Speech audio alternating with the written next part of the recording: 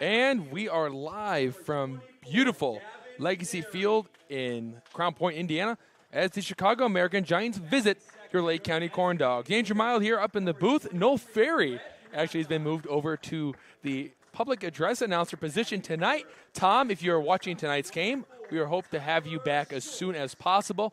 But should be a good one between the Corn Dogs and the American Giants, as the Corn Dogs are undefeated against them. They are 3-0 while outscoring them 35-7.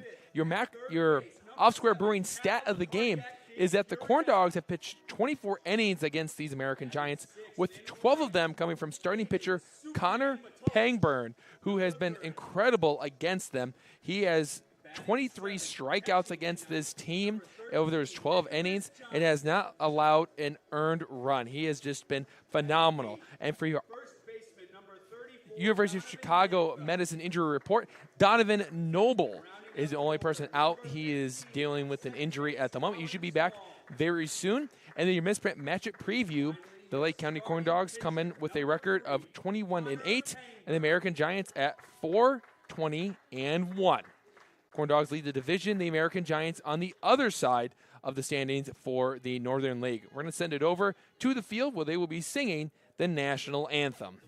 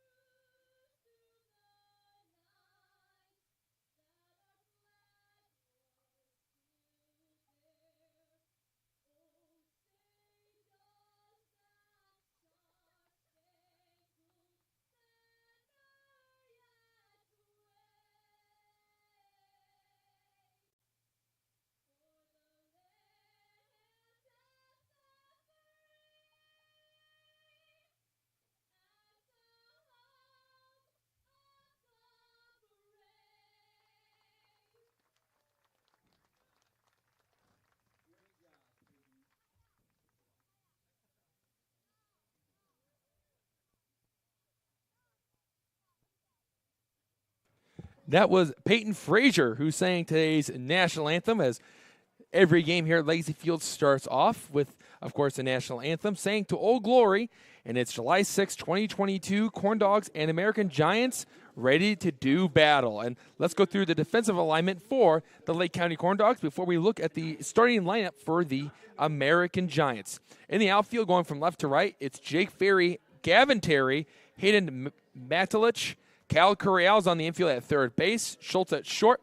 Colin Small is at second base, where he plays a really good second base. Donovan Nanfelt returns, and he's playing first base. And Nicholas Johnston is behind the plate, and he will be catching Connor Pangburn, the right-hander for the Lake County Corn Dogs. And this is his fourth appearance this year, his third start as he relieved in his last appearance in a game against the Joliet Generals when Peyton Olenek started that one. Pangburn, his numbers look like this. He has a 3-0 record. He has no earned runs, 16 innings pitched, 26 strikeouts, 6 walks, and just 9 hits. Against the Generals, he went 4 innings, no runs, 2 hits, 3 walks, and 3 strikeouts. But again, against the American Giants, he's went 12 innings, no runs. He's allowed just 7 hits, 3 walks, and the 23 strikeouts that we talked about. And coincidentally, the first time on June 12th, he struck out 10, which was a franchise record. And then Frank Plesac had 11 in another start against the Generals. And then Pangburn came back a couple of days later and broke the strikeout record again with 13, which is actually the most strikeouts the Corn Dogs have ever gotten in a game as a team, as they were able to strike out 18 American Giants in that matchup. Here's the first pitch from Pangburn, and it's right down the middle for strike 1. So that's where we start for our day. First pitch at 6:59. So the new PA announcer doing a good job, making sure we're starting at the right time. The windup and delivery, a bunt was shown but pulled back, and it's 1-1 to Trey Walker, who's leading off for the American Giants today and kicking off our ball game today. It is a lot cooler than it was yesterday, and that is nothing short of an understatement. Swing and a miss. Walker swings over a fastball, and the count moves to 1-2. Angel Kamikaro is on deck for the American Giants. Foul ball hit straight back off the chain-link fence, and we'll do 1-2 again. American Giants, they have a record of 4-20-1. The one tie was against the Southland Vikings a month ago. Breaking ball that did not break, 2-2. The American Giants are on the opposite end of a 5-game losing streak as of right now. Here's the pitch. And a strikeout starts off our day. Connor Pangburn picks up another strikeout. And we'll go to Angel Kamikaro for the American Giants. Again, 23 strikeouts against this team. That's now 24. And as I walked into the American Giants dugout to get their starting lineup for today, their head coach asked me who is pitching today for Lake County. Up and in, 1-0. I said, it appears that it's going to be Connor Pangburn. And the manager, a player, I believe it was Joshua Carter, and a fan, 1-0 pitch is lifted up in the air to the right side and will go out of play close to the bags set down the right field line, and 1-1 as a fan with a bright orange shirt will pick up the baseball. As Pangburn, again, 4 appearances on the year, 3 starts, all against the American Giants. 1 here at home and another one on the road. Breaking ball is hit in the air. This one looks like it's going to stay in play for Donovan Nanfelt, whose hat falls off, and he makes the play in foul territory, and there are 2 gone. But for the American Giants, their starting lineup goes as Walker, Kamikaro, as you met, Joshua Carter's up, Aaron Barrero bat cleanup, Gabriel Chirinos batting 5th, Gino Cazillo bats 6th playing first base, Nick Avalos will be the DH, Mike Gladden bats 8th, and Gene Carlos will round out the lineup for the American Giants today. The windup, and here's the first pitch to Carter, and Carter takes one just inside, 1 ball and no strikes. This is the last game on the ledger for Northern League Baseball on this Wednesday afternoon. Ball down low, 2-0 starts off the at-bat as the Generals won 9-6 against the Oilmen. That game started at 1 o'clock today. Southland's up 2-0 on Crestwood. And ball pops out of Johnston's glove over to his left, and it was called ball 3 as it looks like it missed the inner edge of home plate. So it's 3-0, high leverage count. Good chance that Carter won't swing the bat right here.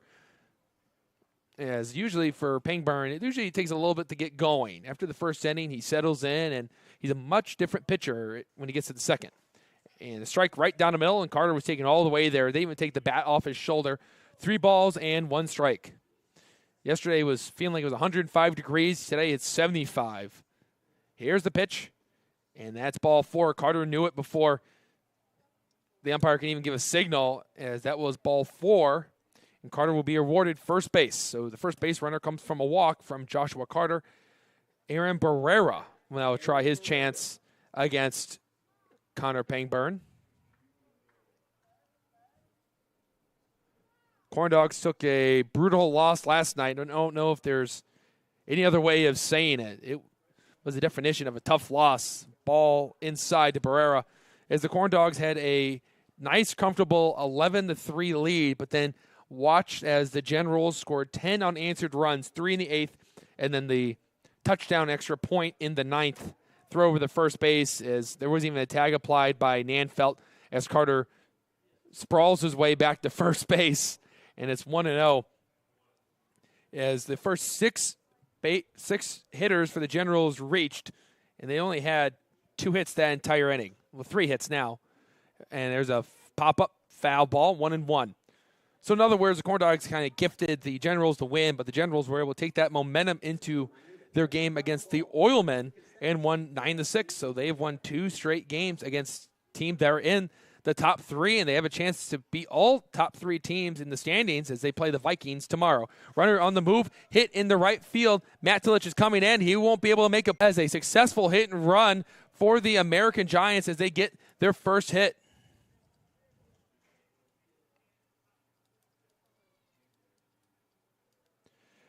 So the American Giants trying to get something going, and they go to the hit and run, and that's one of the best ways you can do it. You get the runner on the move, your hitter hits it opposite field, gets it to drop in, and you're getting something cooking against Connor Pangburn, a pitcher you've not been able to score against this season. Here comes Pangburn out of the stretch, and he delivers a high breaking ball for ball 1 to Gabriel Chirinos, who will be behind the backstop in the bottom of this inning, as the American Giants are pitching the left-hander A.J. White today against the Corn Dogs Lamp, who has been red hot. We'll go into those numbers later. And Pangburn delivers a strike, 1-1.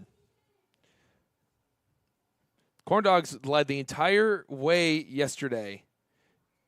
They did not trail until late in the game, until that 7-run 9th inning.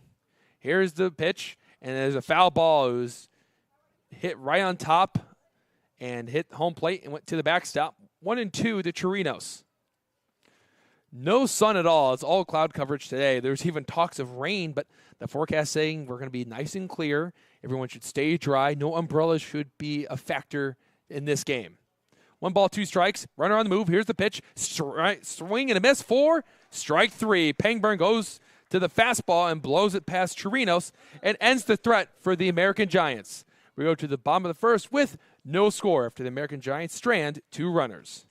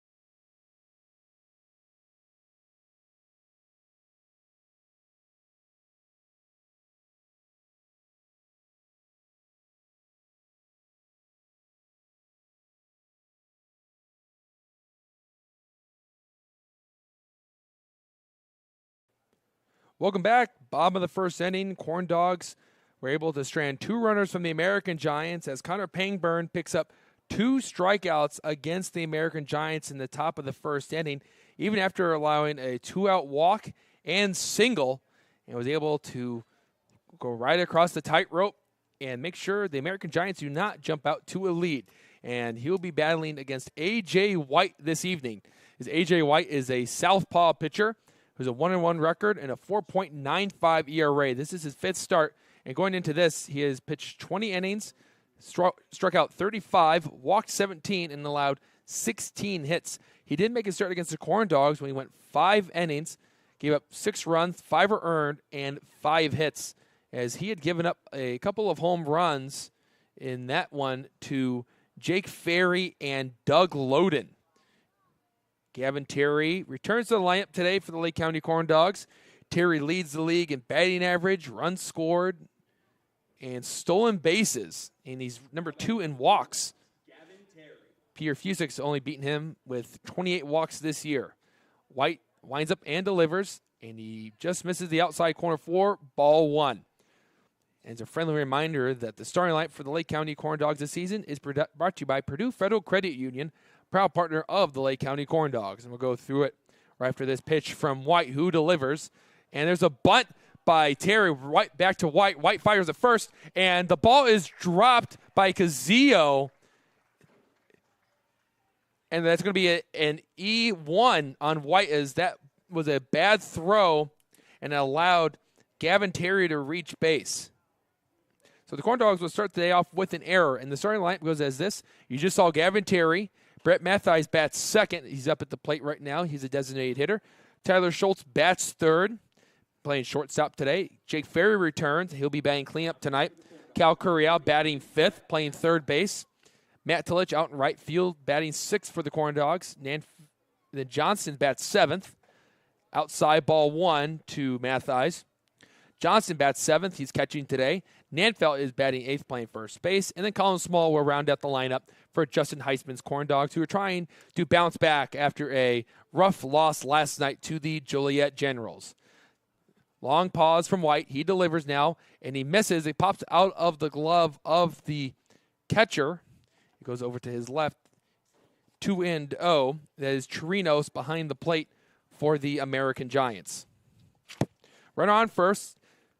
Gavin Terry still has 17 stolen bases, but he hasn't really been able to steal bases as of late. He's kind of been lacking in that category. You feel like every game he was getting one. 2-0's the count. Here's the pitch from White, and he throws it on the outside corner. They throw down the first, and Terry's in there safely. 2-1. As the Corn Dogs elect to go to their blue uniforms today, they've been wearing the whites normally at home, but with 3 straight home games, you got to give the white uniforms some rest. You can't always trust college students to wash their uniforms before every game. And there's a good chance the blue ones were nice and clean, and it seems as though the players or maybe their parents have been taking care of it for them. White is set. He fires, and Mattheis goes into center field. Walker can't make a play. Terry hits second. Now he's heading for third. Here comes the throw from center. Terry slides in, and he's out. What a throw from the center fielder, Trey Walker, to cut down Gavin Terry at third base. There's not too many players that can throw out Terry like that. And that'll go down as a single, and then an 8-5 put out of Terry at third base. That was an impressive play. The wind is blowing out to right field today, so really Walker was throwing against the wind, and it was such a strong throw. There was nothing Terry could do. Up to that point, the third baseman, Barrera, just had to catch the ball and apply the tag, and he did it successfully. But Mattheis will now be standing on first. Schultz takes one on the inside corner for strike 1, and it's 0-1. As Schultz yesterday went 0 for 5. And that's not something Schultz has done too often this year, as he places top 10 in batting average in the Northern League this year, batting a .344 clip. White looking over at Mattheis at first base. Got to be careful with the lefty. Here's the pitch, and Schultz hits a hard line drive over the right field wall for strike number 2. Schultz is just 1 for his last 10, but he did have 3 RBIs against the Oilmen on July 1st in the 11-5 victory, as this has been a red-hot lineup for the Lake County Corn Dogs as of late. So the Corn Dog sticks are getting red hot. Here's the pitch, and that goes over Tyler Schultz, who had the duck out of the way, one of the 5 Ds of dodgeball, and it's 1-2. But the Corn Dogs are 43 for their last 119 in the last 3 games. That's a .361 average. They've been able to score 46 runs. It was 24 against the Vikings, 11 against the Oilmen, and then another 11 yesterday against the Generals. So if you're scoring double-digit runs, you're not going to lose too many games. Check over at first, and Mattheis didn't even attempt the slide. He stepped right back in there. And 1 ball and 2 strikes with 1 out. Tyler Schultz trying to have a good day today, as he's always been hitting very well against the American Giants, 5 for 11 this year. Up and away, 2-2. So that's a .455 average, and he was one of 4 corn dogs to hit a home run in the 17-0 blowout in the first ever meeting of these two teams back on June 12th. So the corn dogs have been able to outscore the American Giants 35-7 through the 3 games they have met up. Corn dogs trying to jump out to an early lead, something that Justin Heisman's really been emphasizing to his team as of late. The pitch is a chopper to the left side. Carter can't make the play. He took his eye off of it, and then he went to spin and throw, but instead just held on to it, which looked to be a wise decision as Tyler Schultz legs out an E6, and he's standing on first base.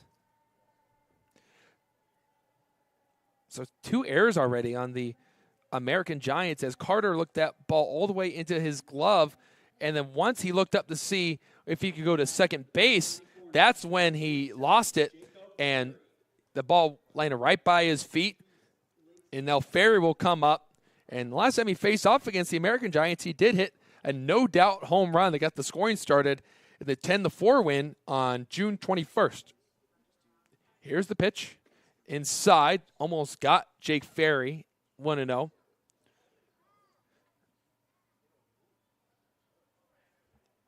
The Corn Dogs batting against the American Giants. They bat a best .340 against this club, where they have scored 35 runs on 35 hits, 5 doubles, 2 triples, and then 8 home runs. 1-0. Out as on the outside corner, throw down. Mathias is in there safely. As Torinos try to see if Mathias was caught sleeping. And because of no sunlight, usually through the first half of this game, the sun starts its descent by the west field, which is off to our right, and everyone on the left side of the infield has a really rough time. So that's the shortstop, third baseman, and the left fielder, because that sun's set right into their eyes, and they lose the baseball. Ferry takes a slider, and the home plate umpire shakes his head no, signifying that it missed, and it's 2-1 as it worked around the plate. The Corn Dogs have gotten 2 runners on by an error. Terry reached on an error but was thrown out at third base on an 8-5 putout. Mathias singled, and then Schultz reached on an E6. Ferry swings through one, just got a piece of it, and it's 2-2 now. So lefty-on-lefty matchup. This is what the summer is all about, getting these reps against the same handedness, especially for lefty hitters, because normally in the spring when you're playing for your college, they're going to play the splits and have you get more at-bats against righties and not typically against the lefties. But if you're a lefty hitter that can hit the lefty, you're almost a complete hitter. 2 balls and 2 strikes. Curiel is on deck. Long pause from White. And he lifts his leg and delivers. And that was a nasty slider. He front doors Jake Ferry. There's nothing Ferry could do there as it started off on the hip and just snapped off into the strike zone. That is White's first strikeout. And it comes at a big time because that is the second out. And it's going to come down to Cal Curiel to try and deliver in a big 2 RBI, 2-out situation. Curiel had a nice streak going when it came to the RBI category. He takes a strike from White, 0-1. He had gone on a streak against the Vikings, Panthers, and Generals from June 22nd to the 28th, where he had 5 RBIs in 3 games. And he had 2 against the Vikings on June 30th. He went 2 for 5 against the Generals yesterday with 1 strikeout. He's batting .329 on the year, and that's why he's been voted to the All-Star team. Here's the pitch, and White misses for ball 1. And for Curiel, I talked to him yesterday and kind of asked him, so I noticed that you've been pulling the ball as of late. What's been going on? And he said, well, I'm trying to hit for more power and prove that I can pull and really see the baseball. Try to get my barrel out in front instead of just trying to go the opposite way every time. He said, I want to show off that I can hit for doubles. And he fouls one off to the right. He was a little bit late on that, 1-2. It looked like it was the slider from White. And that slider, because of the arm slot that White's been throwing at, has been creating some late movement and really creating that snap motion that a slider should do. I'm not going to say it's Chris Sale-esque, but the arm slot might be pretty close. Let's see if Cal Curiel can pull one into left center and allow Brett Mathies to score. 1-2, 2 outs. White's ready to go. Curiel at the plate. Here's the pitch. And it's just off the plate. Went for the outer edge, and it's 2-2. 2 balls, 2 strikes, 2 outs. That was the 20th pitch from A.J. White. And he'll be throwing number 21 momentarily to Curiel, which would mark the same amount that Connor Pangburn threw in the top of the first. So it has been a interesting start to the game as both teams have gotten 2 runners on base. And the Corn Dogs trying to be the first team to score, as Pangburn was able to leave a runner stranded on third base. Mathies at second, Schultz at first, the pitch, and Mathies misses it, swung right over the changeup, and that is strike 3. So A.J. White matches Connor Pangburn's scoreless top of the first with his own scoreless bottom of the first. We go to the second with no score. You're watching Corn Dogs Baseball on the Corn Dogs Broadcasting Network.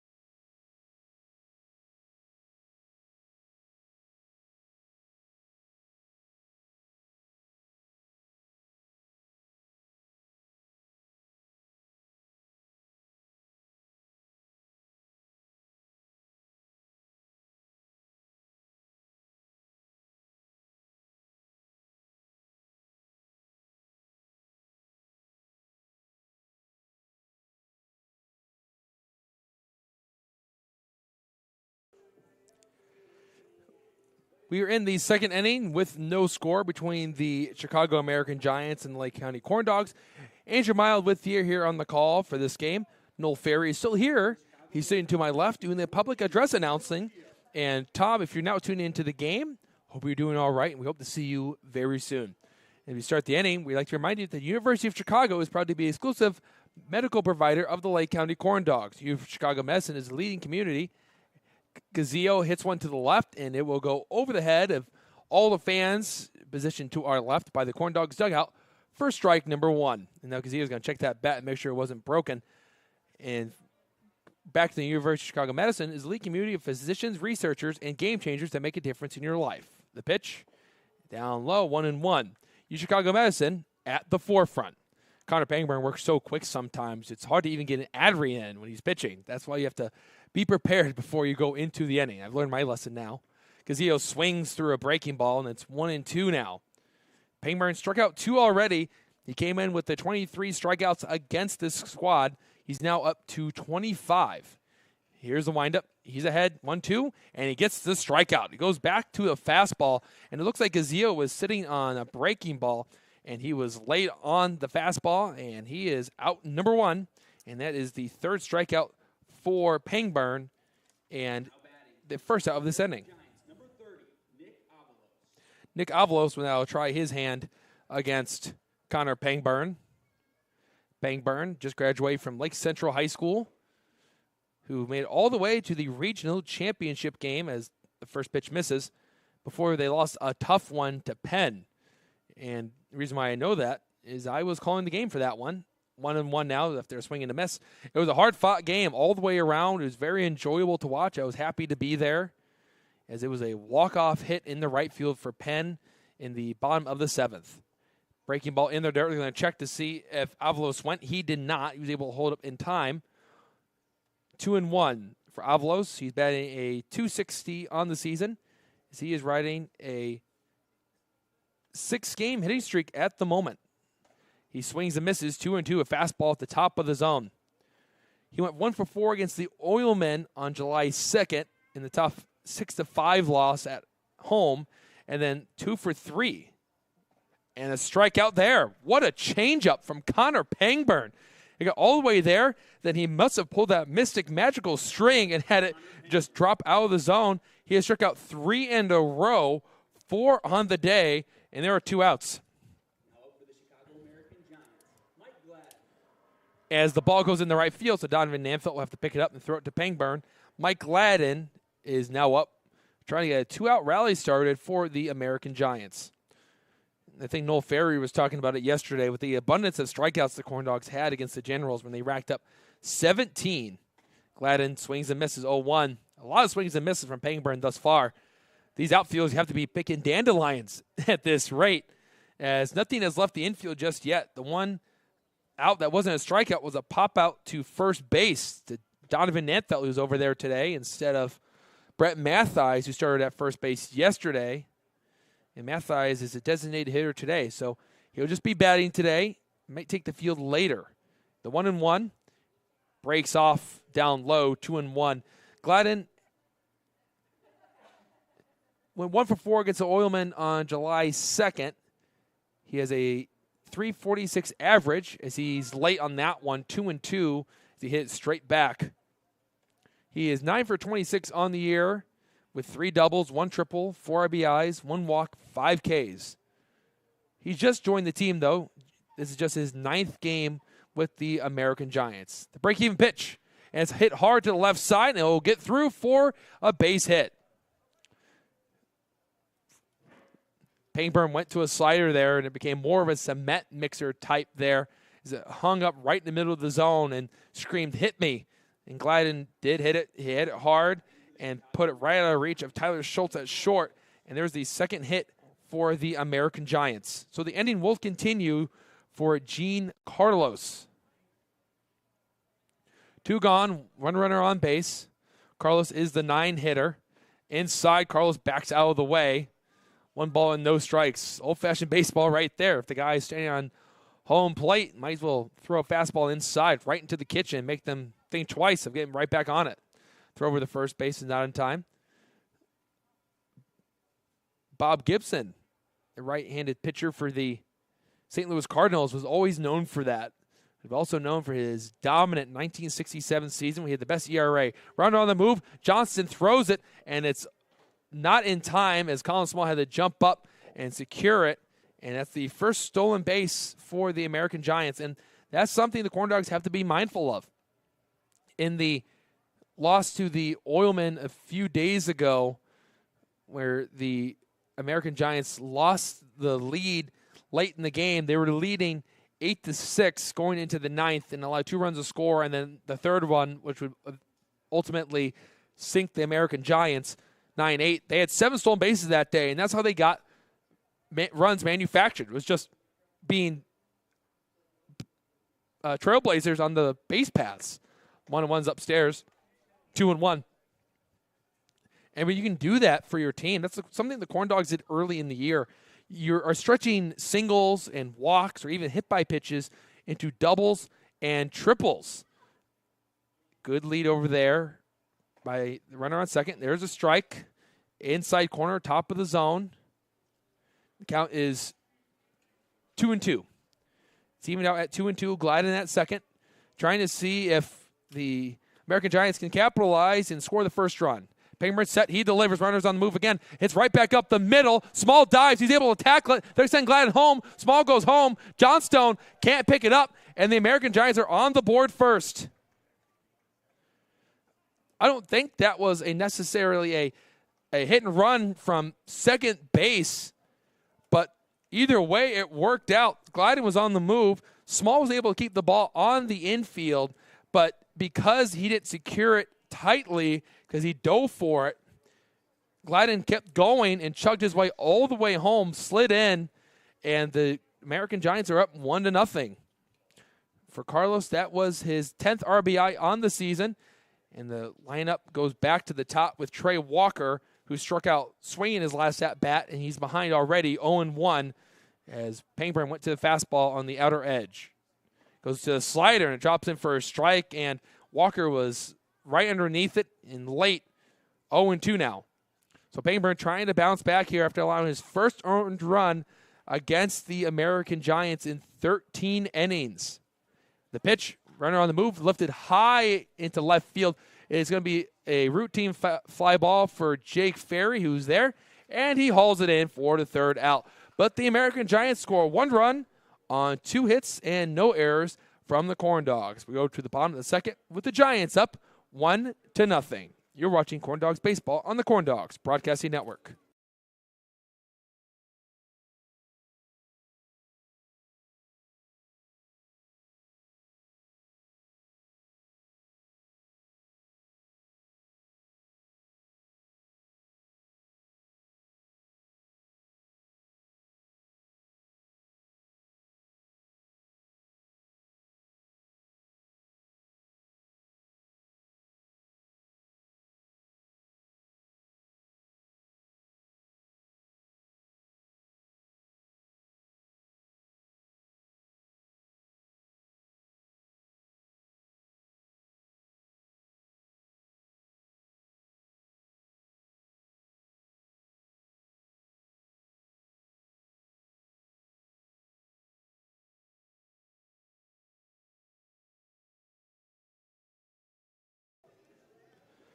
American Giants are on the board first as the Corn Dogs will come up in the bottom of the second inning.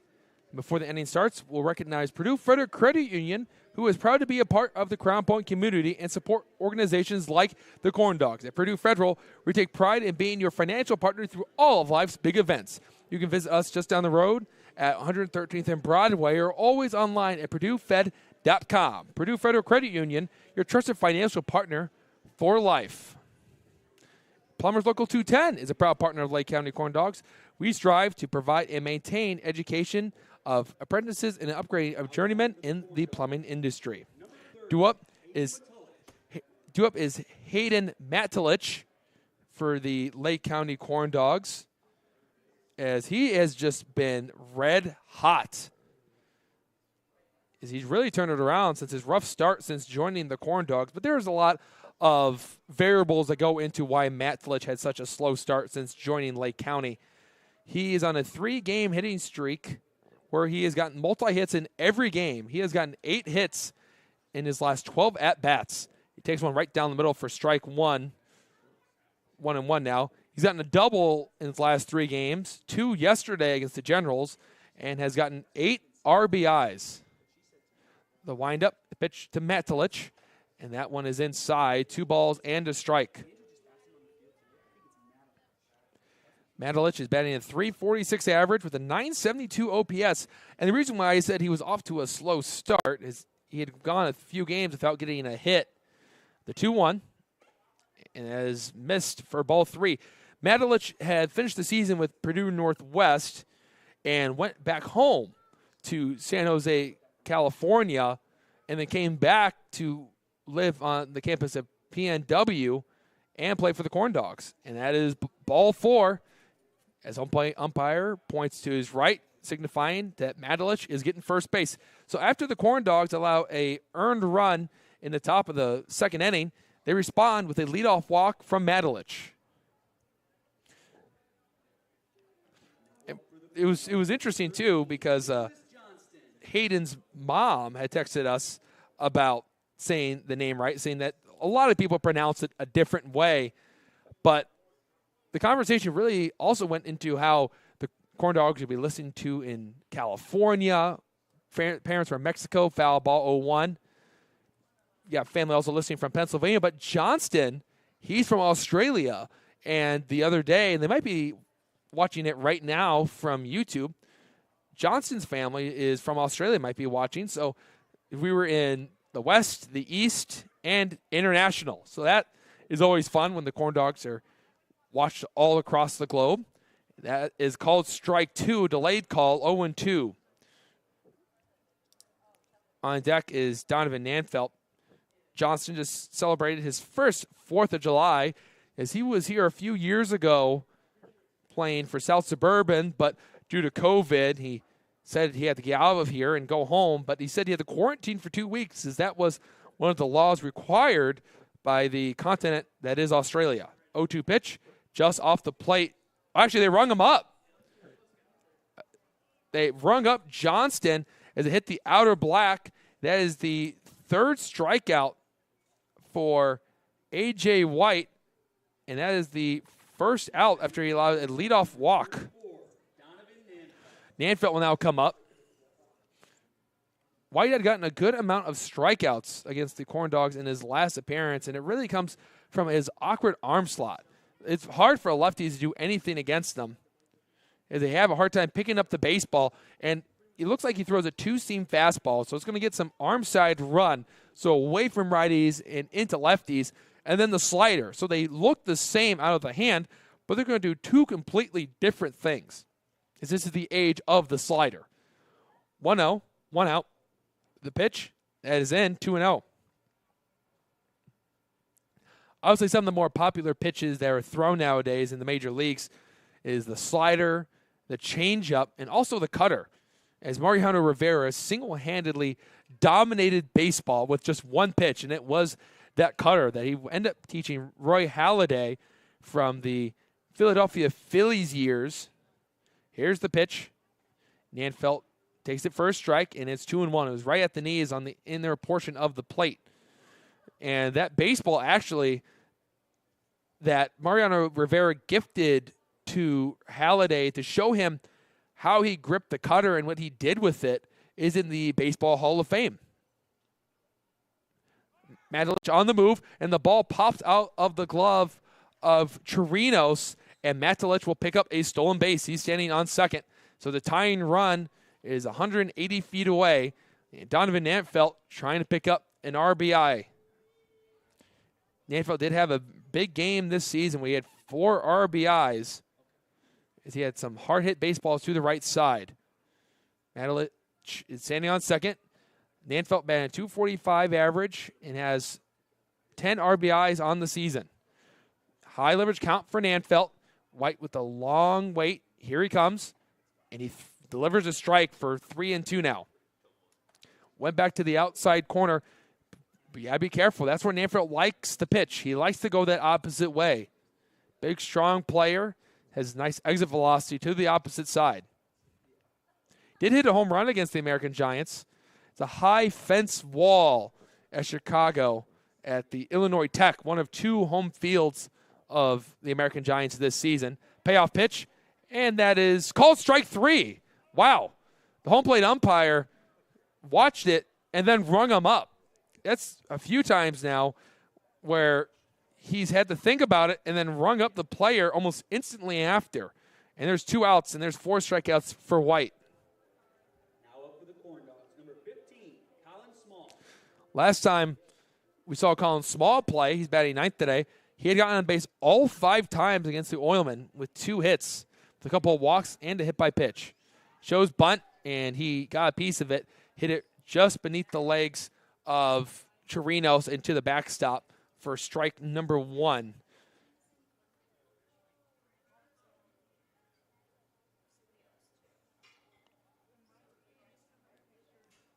Oh and 1 with 2 outs.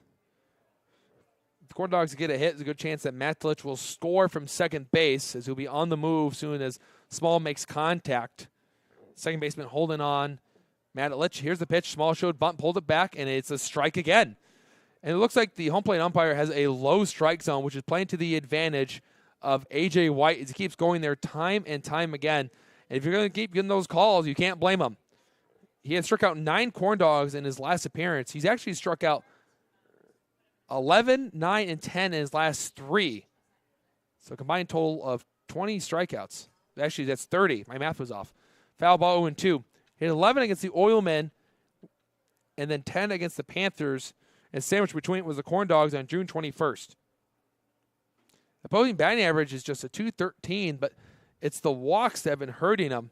The opposing on-base percentage is a .375. So guys are getting on base via the walk, but he doesn't allow too many hits. So if he's in the strike zone, he's going to have a good day. 0-2, 2 outs. 1-run game, the pitch. Small takes it low, the throw down the third. Matalich slides in, and he is safe. Madelich has stolen second, and now he has stolen third. And now for sure a base hit from Colin Small would tie the game at 1-1. So A.J. White steps off, adjusting the bill of his cap, looking in for a sign from Chirinos. Colin Small trying to deliver in a big spot right here. It's a one-run game. American Giants just captured the lead. Here's the pitch. Small takes strike 3 at the knees, right down the middle. And that, for White, is his 5th strikeout as he strikes out the side, all by the looking variety. Corn Dogs strand a runner on third. We go to the third inning, and it's 1-0 for Chicago. You're watching Corn Dogs Baseball on the Corn Dogs Broadcasting Network.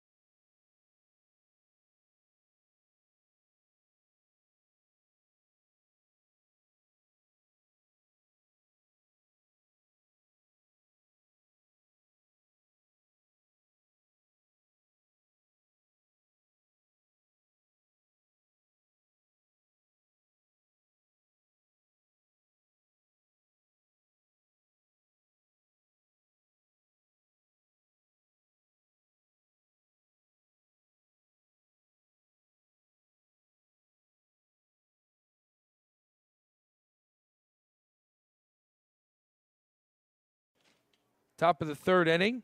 Corn Dogs trailing 1-0 as the American Giants will lead up with Angel Kamakaro as he swings and misses 0-1. As Connor Pangburn surrendered his first earned run against the American Giants an inning ago off a single, and it's back up to Pangburn, who gloves it, goes to first, throws overhand to Donovan Anfelt, almost like a touch pass, and that's out number 1. So might as well do it yourself and do it the old-fashioned way. And there's 1 out.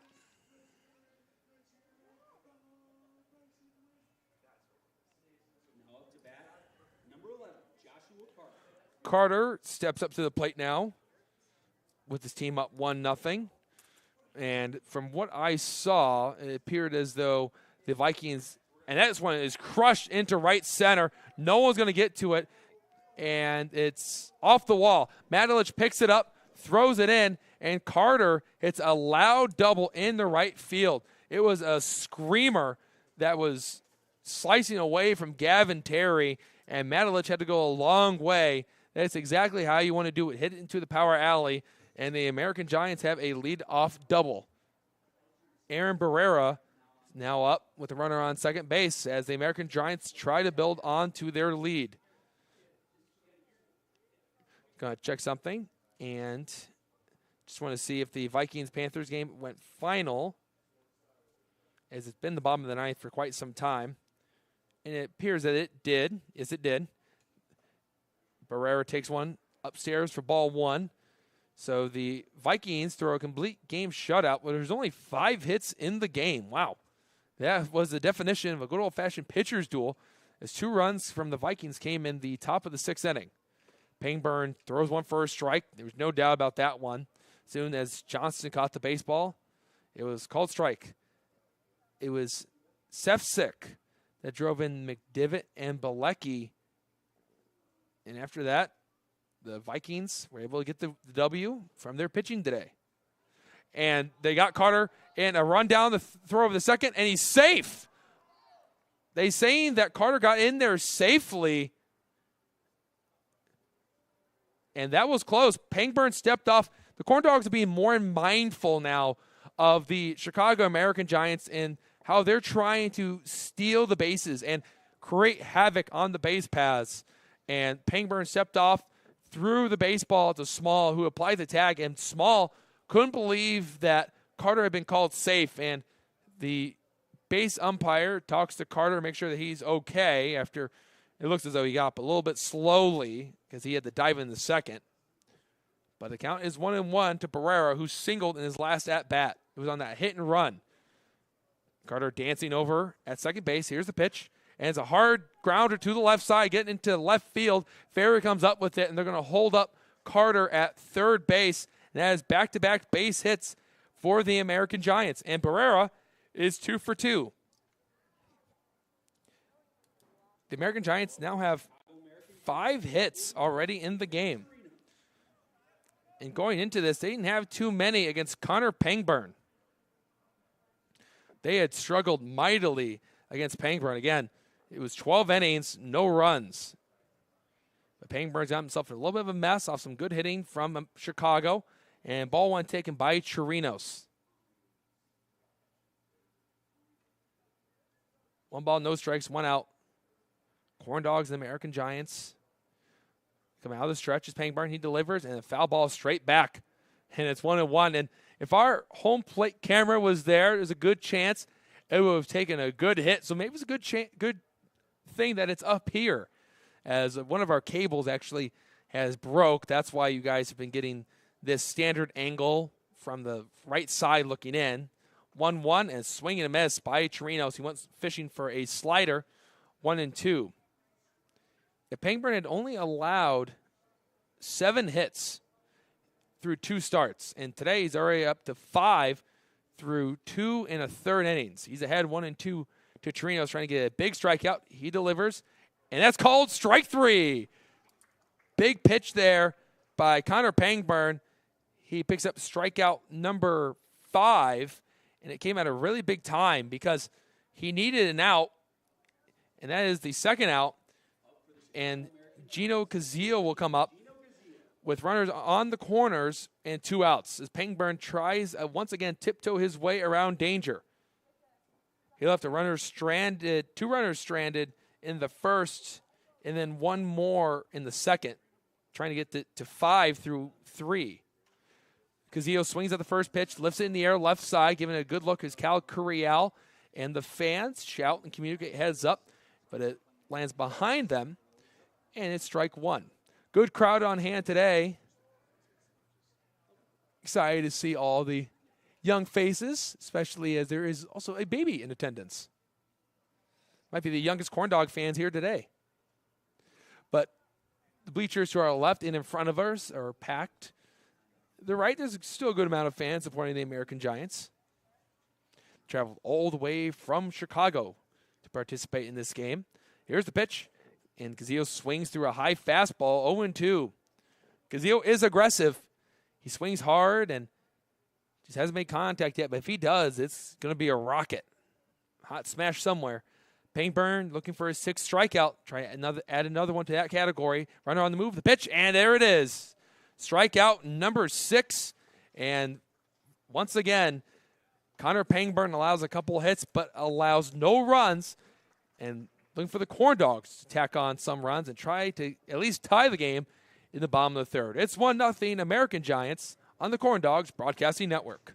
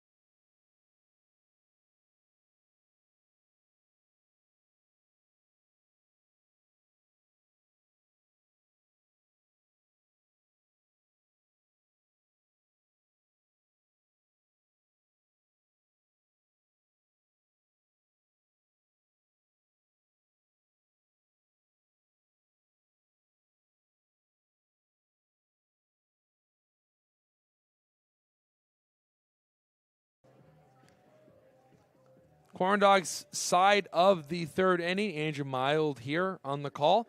Happy to have you with us. And while we have you, we're going to tell you about Off Square Brewing, the official brewing partner of the Lake County Corn Dogs. At Off Square Brewing, we strive to be just that. Off Square, we think and brew outside the box. And if you haven't been to Legacy Fields, you will see the Off Square Brewing Pavilion, their little beer garden off to your right. You'll walk right into the gate and you'll see it with some banners that are engraved. Kind of remind me of the format they use at Fenway Park. If you've ever attended a game up in Boston, Massachusetts, at the oldest Major League ballpark in America, as they played the first game in 1912. And I have to say, I have been a taste tester.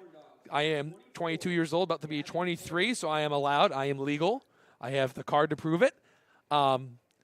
And it's good. It's really, really good. I highly recommend you try Off Square Brewing and their beer. They work really hard on it. Gavin Terry lifts one in the left. This one looks like it's going to be trouble. It is. It drops in.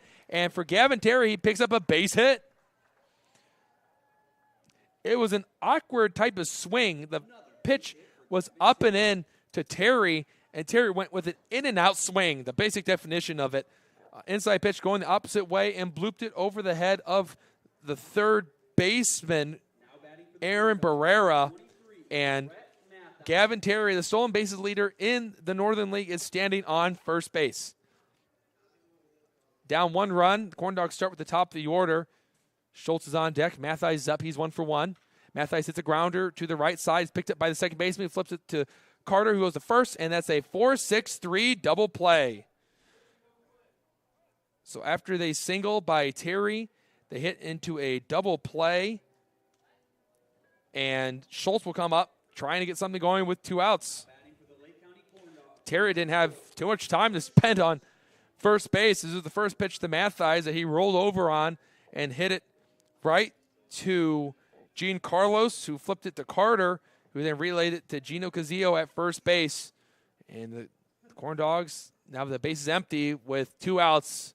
With the heart of the order coming up, Tyler Schultz, who reached on an E6, his last at-bat, which was hit to Joshua Carter. The windup from White. He delivers, and that's up and in, 2-0. The Corn Dogs need to cut into the pitch count of A.J. White, who has been very effective. He has struck out 5, got that double play, just struck out the side. Just an inning ago. The pitch, down low, and it's 3-0. So hitter-friendly count.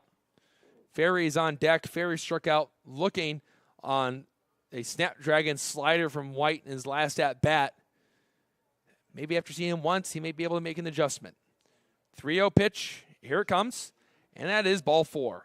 White not happy with himself. He looks straight down into the ground and messing with the landing spot of his right foot. As Tyler Schultz gets a free pass to first base without ever taking the bat off his shoulder. And this will set up a lefty-on-lefty matchup.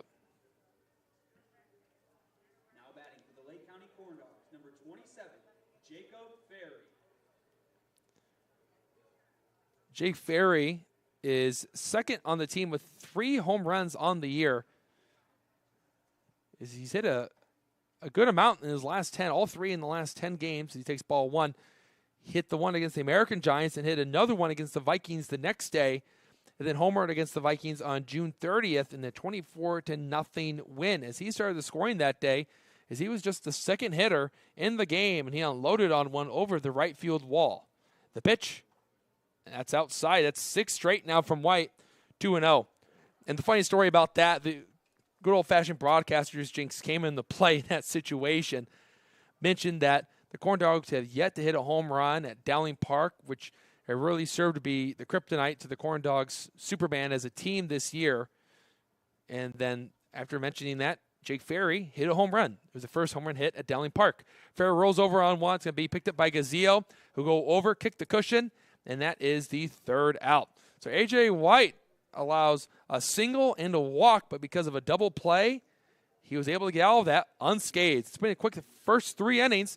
We go to the 4th. It's 1-0 American Giants on the Corn Dogs Broadcasting Network.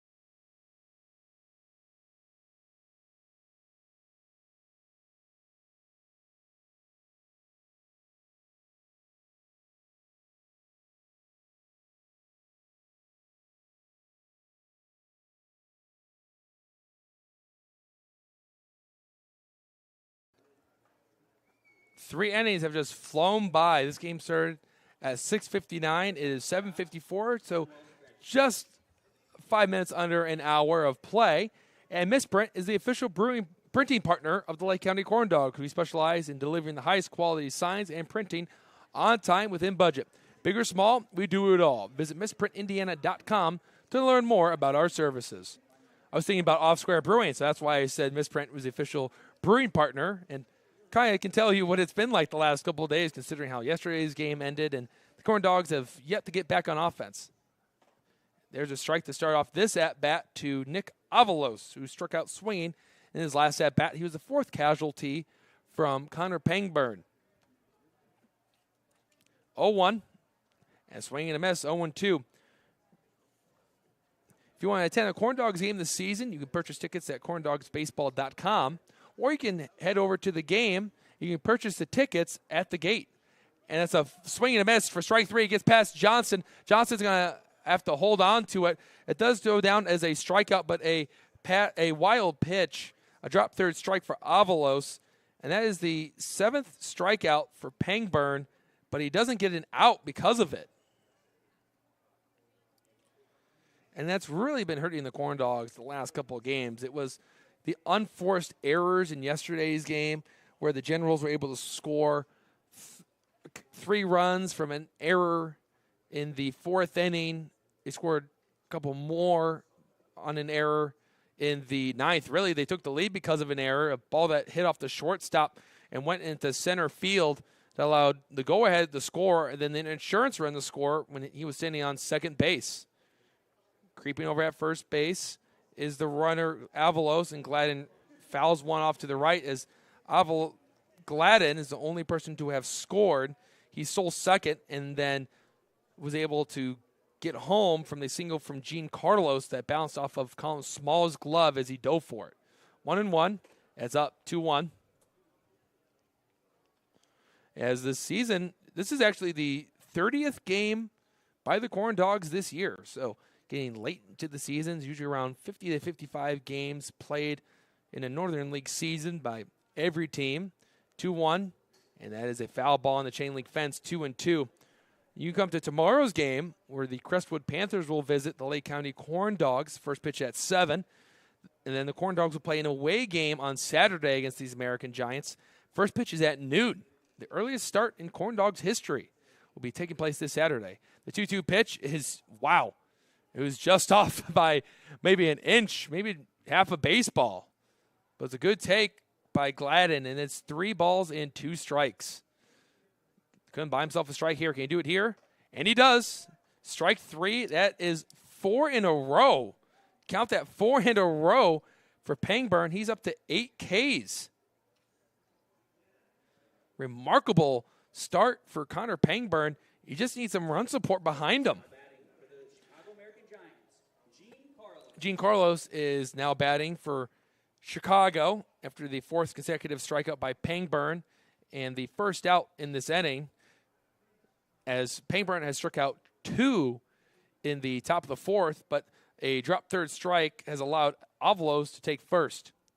That reminds me of the rounds of no-hitters that we were going through last year in the 2021 MLB season. There's another miss, 1-1 now to Carlos, the 9-hitter, who has the lone RBI in this game. John Means, who is the left-handed pitcher for the Baltimore Orioles, threw a no-hitter against the Seattle Mariners. The 1-1, and it's a foul ball, 1-2. And I remember watching that game, and I remember this one distinctly because it initially had said perfect game on MLB at bat. If you have MLB at bat and follow baseball, whenever there's a no-hitter or a perfect game going on, it will be in bright red off to the right-hand side by the innings. So say top 8th and then no-hitter. That's low, 2-2. And watching the game, and you watch Means finish it in Seattle to get the no-hitter. But everyone initially thought it was a perfect game. But here's the reason why it wasn't. The 2-2 is fouled into the glove of Johnston, and that is 5 straight strikeouts, 9 for Connor Pangburn. I did mention as we went to the broadcast, once he gets through the first inning, he is a different animal. Chicago American Giants. Number 4. He might get his 10th strikeout right here against Trey Walker, which would mark 3 straight starts against his team where he's gotten 10 or more Ks. Trey Walker misses 0-1. So I'll finish this up. There was a passed ball, a wild pitch on a drop third strike that allowed the runner to get on. So typically, a perfect game might end because of an error or a walk, and then the throw over the first is not in time. But a perfect game, the basic definition of it is that nobody got on base. It's 27 up, 27 down. But the one drop third strike cost John Means a perfect game. He will take the no-hitter, though. Is the not the Corn Dogs, but the MLB, I believe, a season ago threw 7 to 8 no-hitters combined. Was that one of them? It was the Wade Miley one against the Cleveland now Guardians. 1-2 now to Walker. And that was when I first heard about the Corn Dogs possibly coming to Crown Point and starting a new summer collegiate franchise in the Northern League. But at that point, it was still known as the Midwest Collegiate. The pitch. Upstairs, 2-2. And coincidentally, Frank Plezak's brother was starting that game, Zach Plezak. Payne and Walker are in battle right now. Top of the fourth, 1-0. One runner on first, trying to strike out 4 hitters in 1 inning. The pitch. He did. Connor Pangburn just struck out 4 hitters in 1 inning. Who would have thought that would have happened in that inning? But it started off perfectly with a strikeout of Avalos. Gladden went down, Carlos, and now Walker. And for Connor Pangburn, he struck out 6 in a row. He has 10 in this start. Bottom of the fourth coming up, 1-0 American Giants.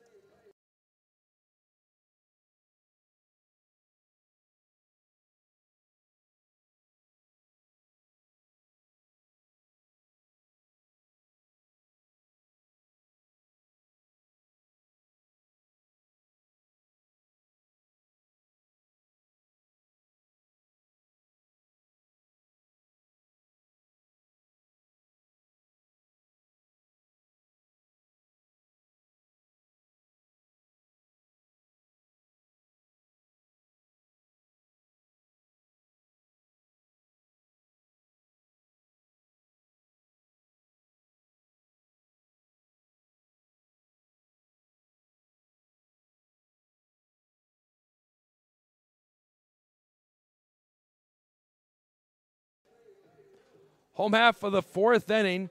Corn Dogs still trailing 1-0 as we're starting to see a little bit of sunlight poke its head from the clouds. Hello, Mr. Sunshine. No, not talking about the song. And the Corn Dogs will lead off with Cal Curial. As Curial stepped up to the plate, we'll tell you about Macron, who's the official jersey partner of the Lake County Corn Dogs. Work hard, play harder. The Corn Dogs have elected to wear their blue Macron-made jerseys today. Their hats are also made up by Macron. I have to say, one of my favorite hats in the Northern League.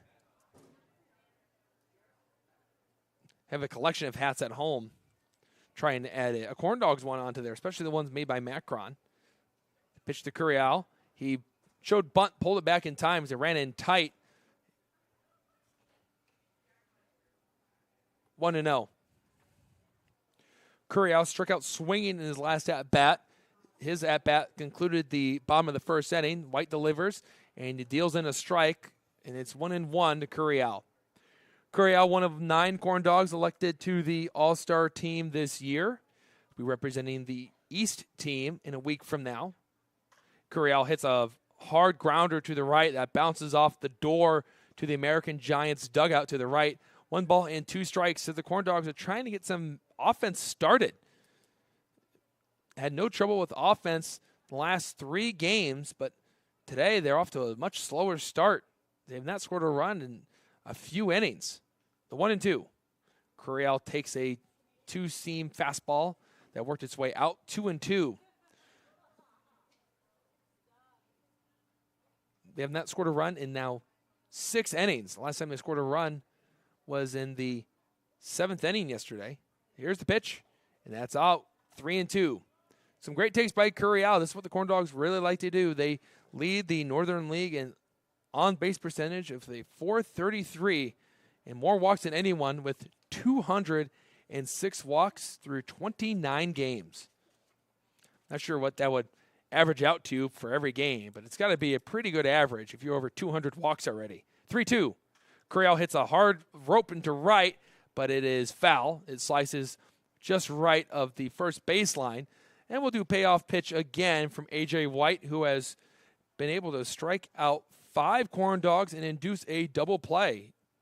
He's only allowed 2 hits through 3 innings. Even struck out the side in the second. Corn dogs typically don't strike out a whole lot, but A.J. White is a strikeout pitcher. Looks in for his sign from Chirinos. And the time is called by Cal Corral. A veteran move right there. Didn't want to get stiff while in the batter's box. And he'll reset. Just came off a top of the 4th where Pangburn struck out 4 hitters. Chopper back up the middle. Carter is there. He fields it, throws the first, and gets Corral by a step. 6-3 putout starts the bottom of the 4th. And now Hayden Matulich will come up.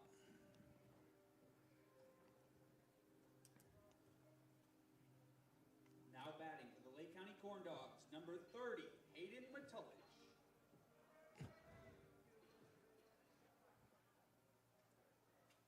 Matulich is 0 for 0 on the day. He has 2 stolen bases, though, and that one misses wide. Not even caught by Chirinos, the catcher, and 1-0.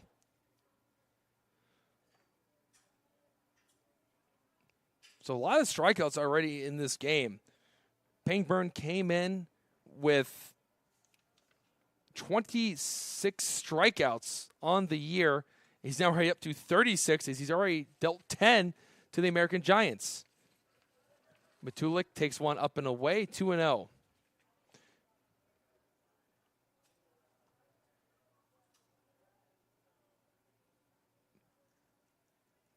Matulich has been red hot, trying to get something going here. He was left stranded on third in the second inning. And here's the pitch. And he hits one to the right side over the head of the first baseman, Gazio. And there's the third hit for the Corn Dogs. And for Hayden Matulich, he continues to be swinging a hot stick at the plate as he extends that hitting streak towards another game. It is now 4 straight games with a hit for Matulich. Superman's now standing on first base. Johnston will now come up. It has been a long time since we've seen Hayden Matulich make a diving play in right field. And I don't know if that's a good thing or a bad thing. I think it's a good thing that he hasn't had to lay out for anything. But the bad news is maybe the baseballs aren't just getting to him and they're getting for hits. Punch to the left side. Carter was able to lay out and make a nice grab. A nice athletic play, a baseball that was slicing from him. He waited and then jumped up at the perfect time. Went extension with his left hand arm around his body and robs Johnston of a hit and keeps Matulich over at first. 2 gone. Nanfeld up.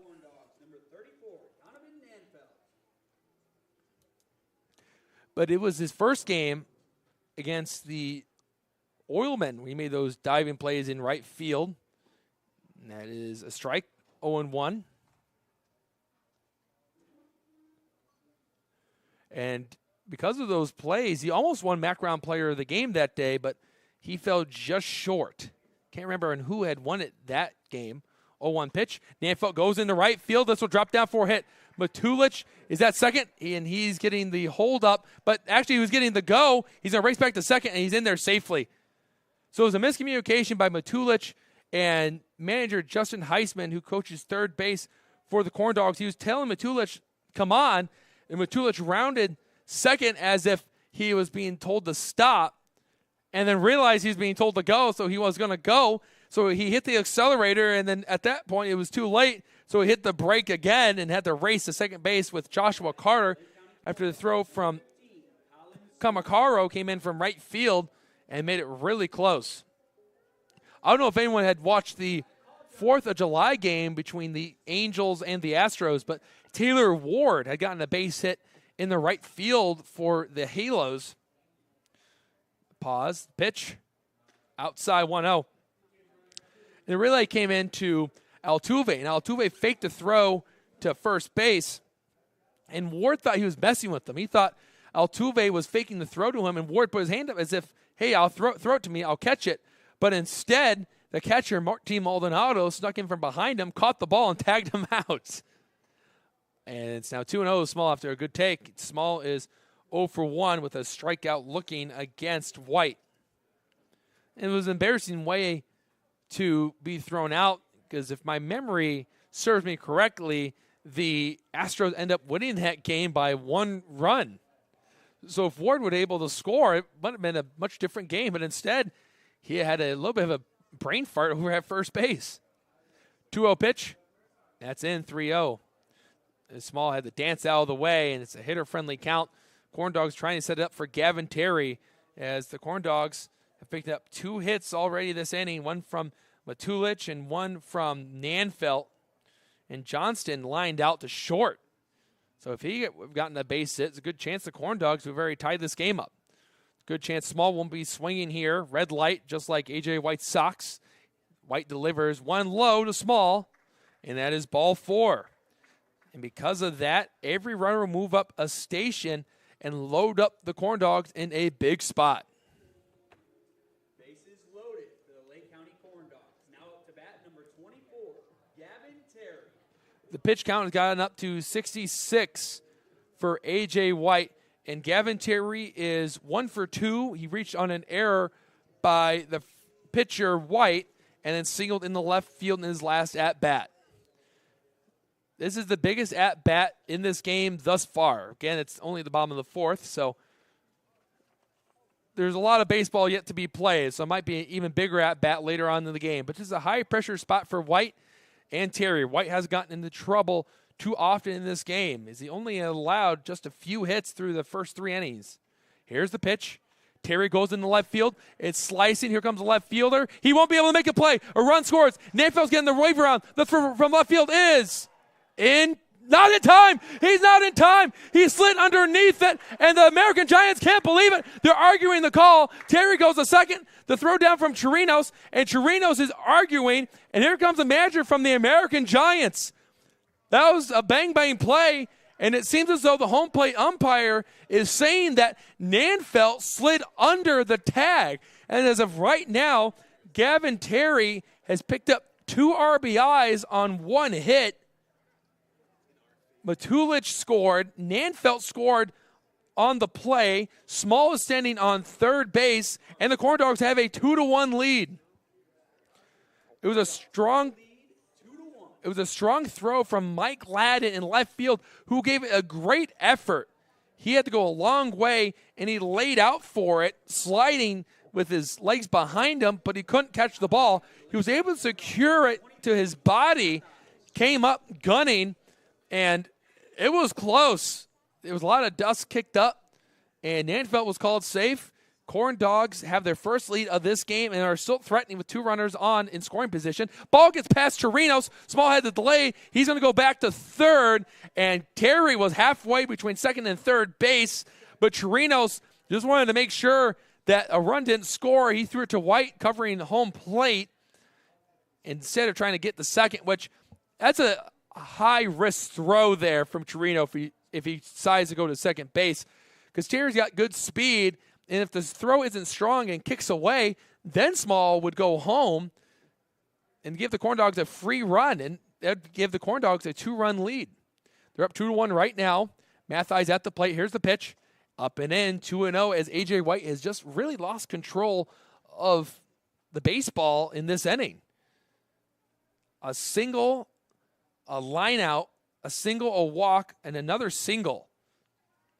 Corn Dogs have gotten 2 singles and a walk after the lineup from Johnston, as this is his 3rd time through the order. Mathis takes one low for a strike, as the home plate umpire has had a lower strike zone than typical ones. But for Pangburn and White, they've been enjoying it. Both of them have combined for 15 strikeouts, 5 from White, 10 from Pangburn. The 2-1. Mathis hits a ground ball to the left side. It will slice through. Gavin Terry getting the wave around, throw from Gladden, and no argument here. Terry's in, and the Corn Dogs have a 4-1 lead. Some big 2-out hitting from Lake County, and they have built a 3-run cushion. Opposite field hitting at its finest for Lake County. Nanfelt went the opposite way.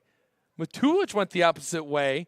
Terry went the left. And now Mathias has went to left. And when you're facing a nasty pitcher like A.J. White, that's really your only option. You got to wait back on the baseball and go with it. And White has been going on the outside corner time and time again. Mathias hit the ball hard, got some awkward spin. Carter was able to tackle it in shallow left field. But Terry's got some incredible speed, got the wave around, and scored with no problem. Corn Dogs up 3 runs. They've scored 4 in the bottom of the 4th after getting 4 strikeouts in the top of this inning. So 4s all around. Schultz, and the hitter is Tyler Schultz, who wears the number 4. Tyler Schultz pitched yesterday.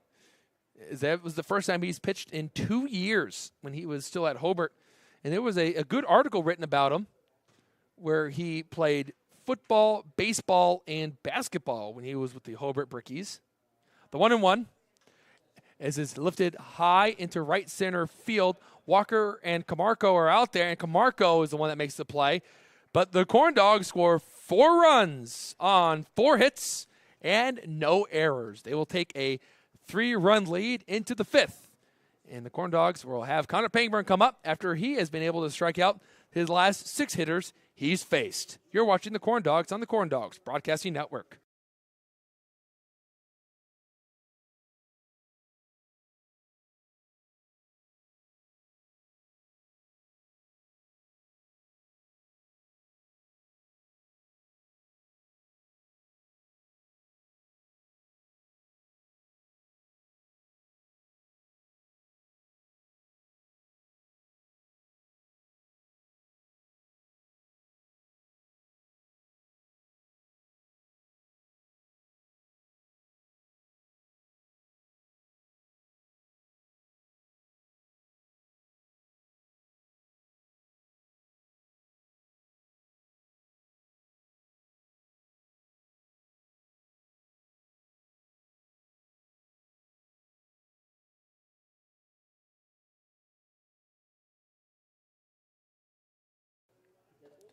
Top of the 5th, Corn Dogs are up 4-1 now. And we'll tell you about the proud sponsor of the Lake County Corn Dogs, attorney David Gladish, who represents clients that have cases involving personal injury, wrongful death, auto accidents, medical malpractice, and more. Visit dgladishlaw.com to learn more. Kuziak Construction is a proud partner of the Lake County Corn Dogs and is your complete home improvement expert. From home remodeling, repairs, and roofing, we do it right. Contact us today at 219-923-3007. That's 219-923-3007. As you might hear the voice of Noel Ferry going through your speakers of wherever you're watching today's game from, if you're watching it from your device or maybe through the speakers, and maybe even got creative, somehow got it on your big screen TV in your living room. And the Corn Dogs have made it fun. Connor Pangburn has struck out 10 through 4 innings, struck out 6 in a row, and he struck out 4 in the 4th. Yes, he struck out 4 in the 4th due to a dropped 3rd strike, and they continue to strike everyone else out. So if I'm a fielder for the Corn Dogs, he is a boring pitcher. But for us here in the booth and for you fans, he's exciting. Connor Pangburn, who is going to be playing baseball at Purdue Northwest after this, is going to be a nice snag for Dave Griffin and the Pride. Pangburn face off against Kamakaro, who finished the bottom of the 4th by catching the baseball out in right field that was hit by Tyler Schultz. And he is 0 for 2 with a pop out in foul territory to first base and a ground ball back to Connor Pangburn. The count is 2-0 to the 2-hitter of the American Giants. I do remember in my playing days, and I'll tell that story after this 2-0 pitch, swinging and a miss, 2-1. I pitched almost a no-hitter, not to brag, but the story does lead to somewhere, not me bragging about my almost no-hitter my freshman year of high school. Foul ball into the glove of Johnston, 2-2. I had struck out a few hitters, but that's where the term boring pitcher came from for me. It's when a guy has a lot of strikeouts for an infielder. My shortstop that game had asked me to stop striking out so many because he wanted to make some plays. He said I was boring, 2-2. And that hits Camargo. It ran inside, and it hit him on, it looked like maybe his hand or his elbow, but he seemed to be just fine. And that breaks a streak of strikeouts for Pangburn. But for the American Giants, that could serve as potentially really good news, as they have not been able to get a hit against Pangburn since Barrera's at bat in the third. And that's when that string of strikeouts came along. But they're down 3 runs trying to cut into the Corn Dogs' lead. Pangburn deals the first pitch, and it misses upstairs 1-0. Again, this is strike zone is a little bit more lenient towards pitches low in the zone than up in the zone. As a umpire expert, John Pearson has been telling me that was somewhat typical between the National League and the American League when he would watch baseball in the 1960s. Big cut from Carter. He doubled in his last at-bat, but he's even out the count at 1-1. He said the American League would have a more low strike zone, and the National League would have a more higher strike zone, upper in the zone.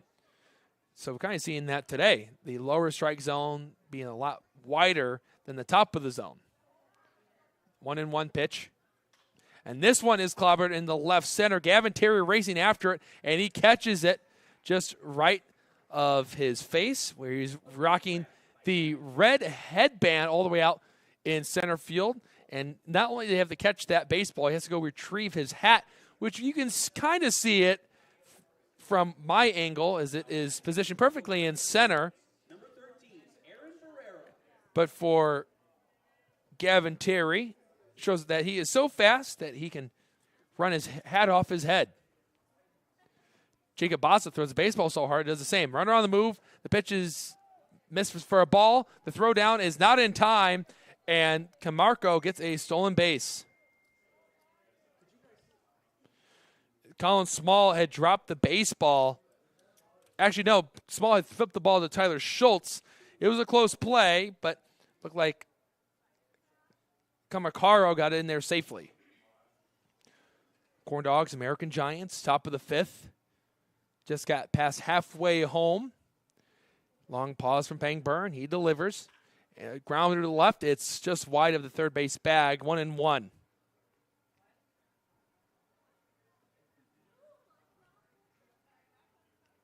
Fun day for Chicago fans.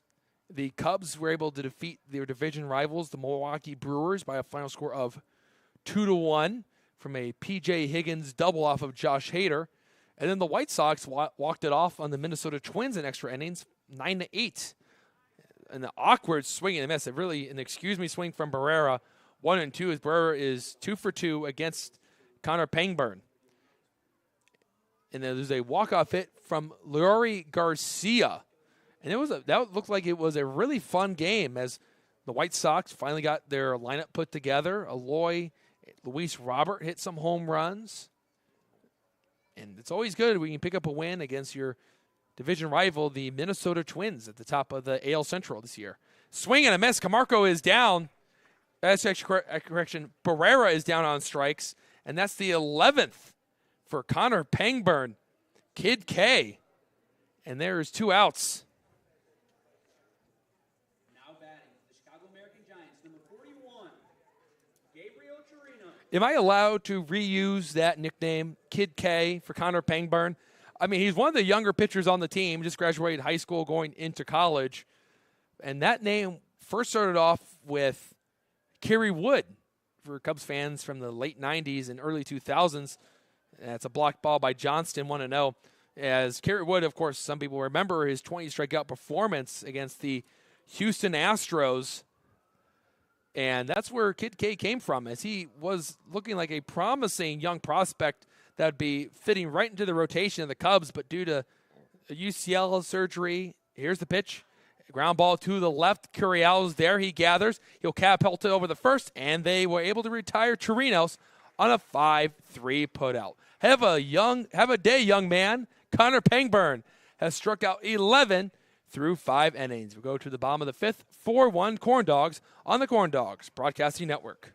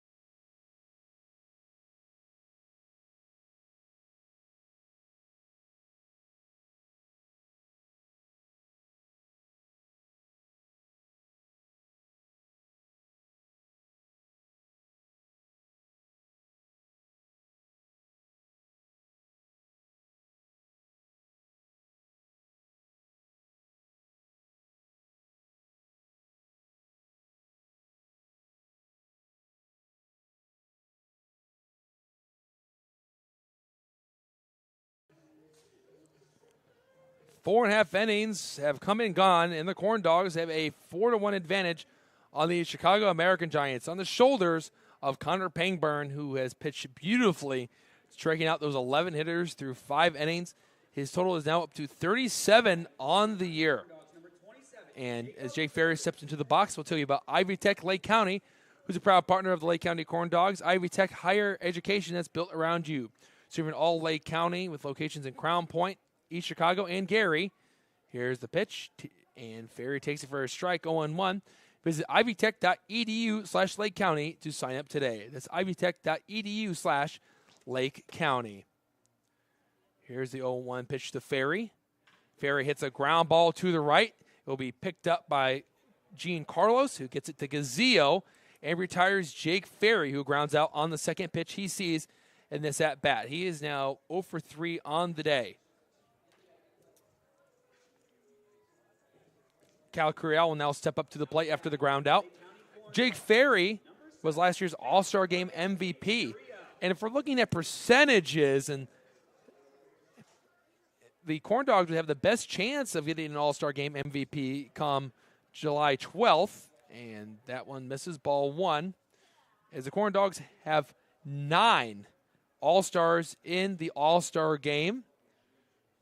5 position players, 4 pitchers. Curiel, this one to the right. It's in foul territory, and it's going to go just out of play, just right of the fencing, where there are some fans sitting just beyond the right field wall. And 1 ball, 1 strike with 1 out to Curiel.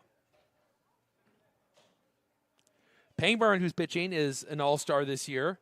It was rightfully deserved, as that run he gave up in this game was the first earned run he has allowed this season. A run has never even scored while he's pitched this year. The pitch, Curiel swings and misses out a slider, 1-2. Just went right over the top of it due to its late movement. Another interesting part to notice is that Pangburn hasn't issued any walks either. The pitch, Curiel goes to Carlos to the right side at second base, and they throw over the first. Will retire Curiel, and 2 up and 2 down, both by a ground out to Carlos at second base. And the Corn Dogs with 2 outs will send up Hayden Matulich. Matulich is 1 for 1 with a run scored, 2 stolen bases, and he was able to draw a walk in his first plate appearance. Matulich always active in the box. Here's the pitch, and he goes off to the right, 0-1.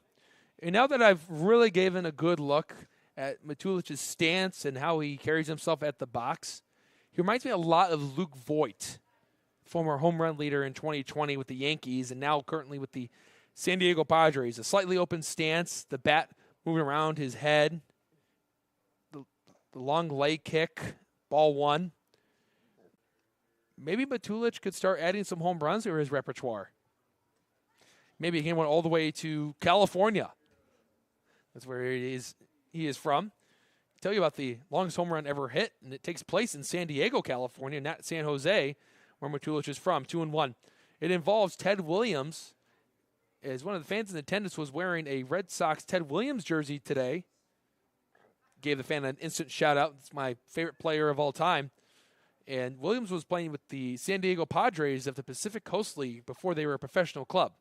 Matulich laces one in the right field, going to his left and diving is Walker, and he can't make the play. Matulich hits first. He's going for second. The ball is not thrown in yet. He hits second. He's going to stay there. There's no one covering, and Hayden Matulich has now hit a double in 4 straight games and extends his multi-hit streak to 4 straight games.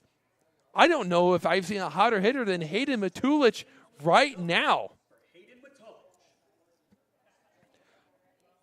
Maybe Doug Loden a week ago with him hitting 4 home runs in 4 games. Doug Loden has gotten the night off. He is in attendance. He's in the third base dugout of the Corn Dogs. But Hayden Matulich, he is now up to 5 doubles on the year and getting closer and closer to Tyler Schultz, who leads the team with 8.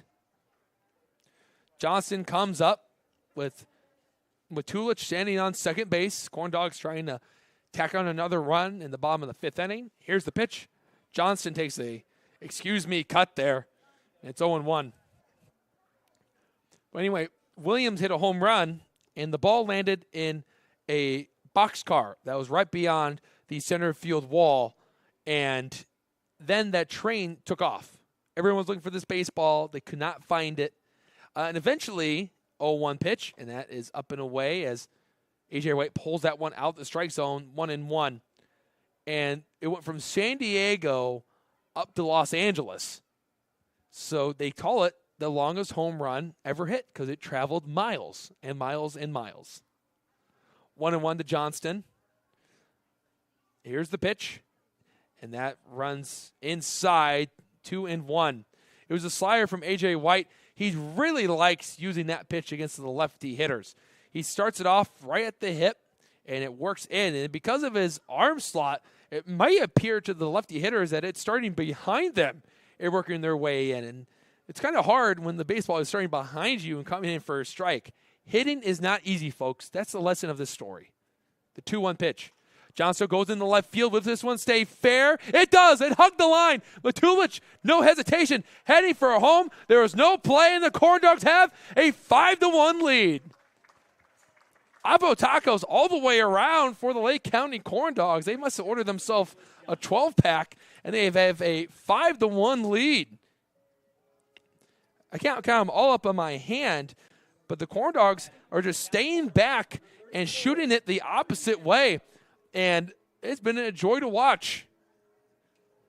Any way to get some runs on the board and try to chase A.J. White out of this game, as it appears the right-handed pitcher Drew Westland just finished up his warm-ups as he's back with his bullpen catcher, standing with glove in hand. Nanfelt takes a hearty cut at the first pitch, and they come up empty, 0-1.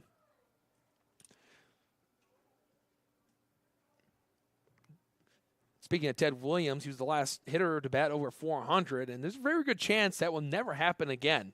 The 0-1 pitch, and that's the slider that crossed up Chirinos, 1-1, mostly because of how data has really played a factor in how guys hit nowadays. The shift, I've always made the joke, is just another term for batting average killer. I think Tim Anderson won the batting average title about batting 340 a few years ago. 2-1 now after that changeup missed to Donovan Nanfelt, who is 1 for 2 with a run scored, as he scored on the single from Terry, and it was that really close play at the plate that he was ruled safe by the home plate umpire. 2-1, and that's right down the middle for strike 2.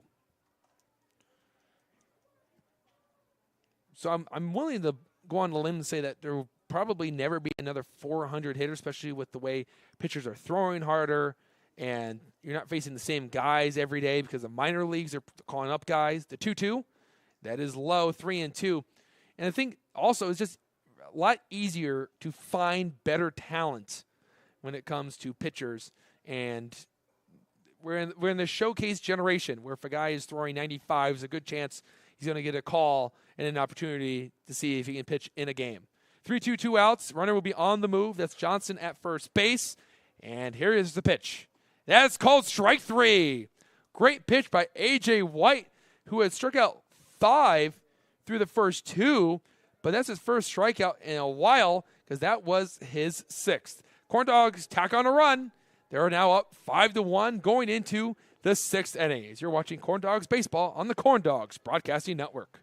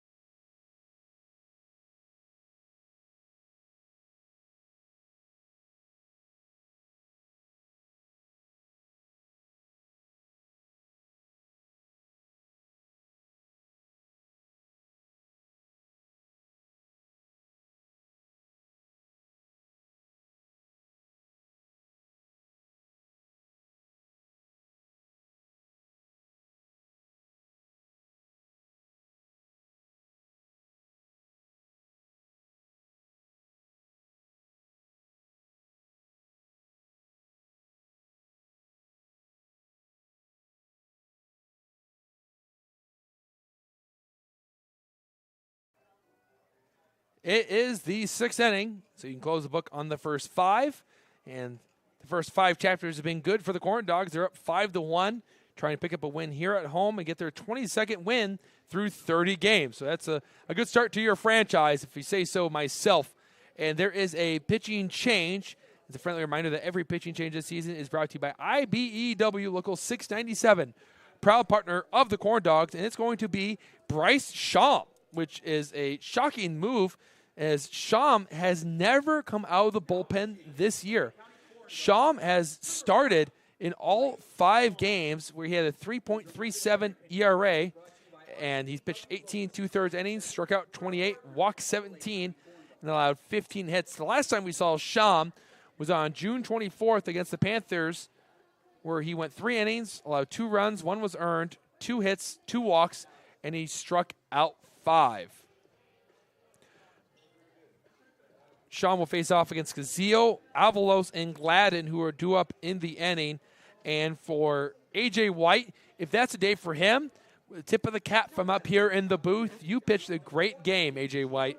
He battled all the way through against a tough Corn Dogs lineup that as he got more and more into it, they started to slowly figure him out and go the opposite way, and he absolutely battled.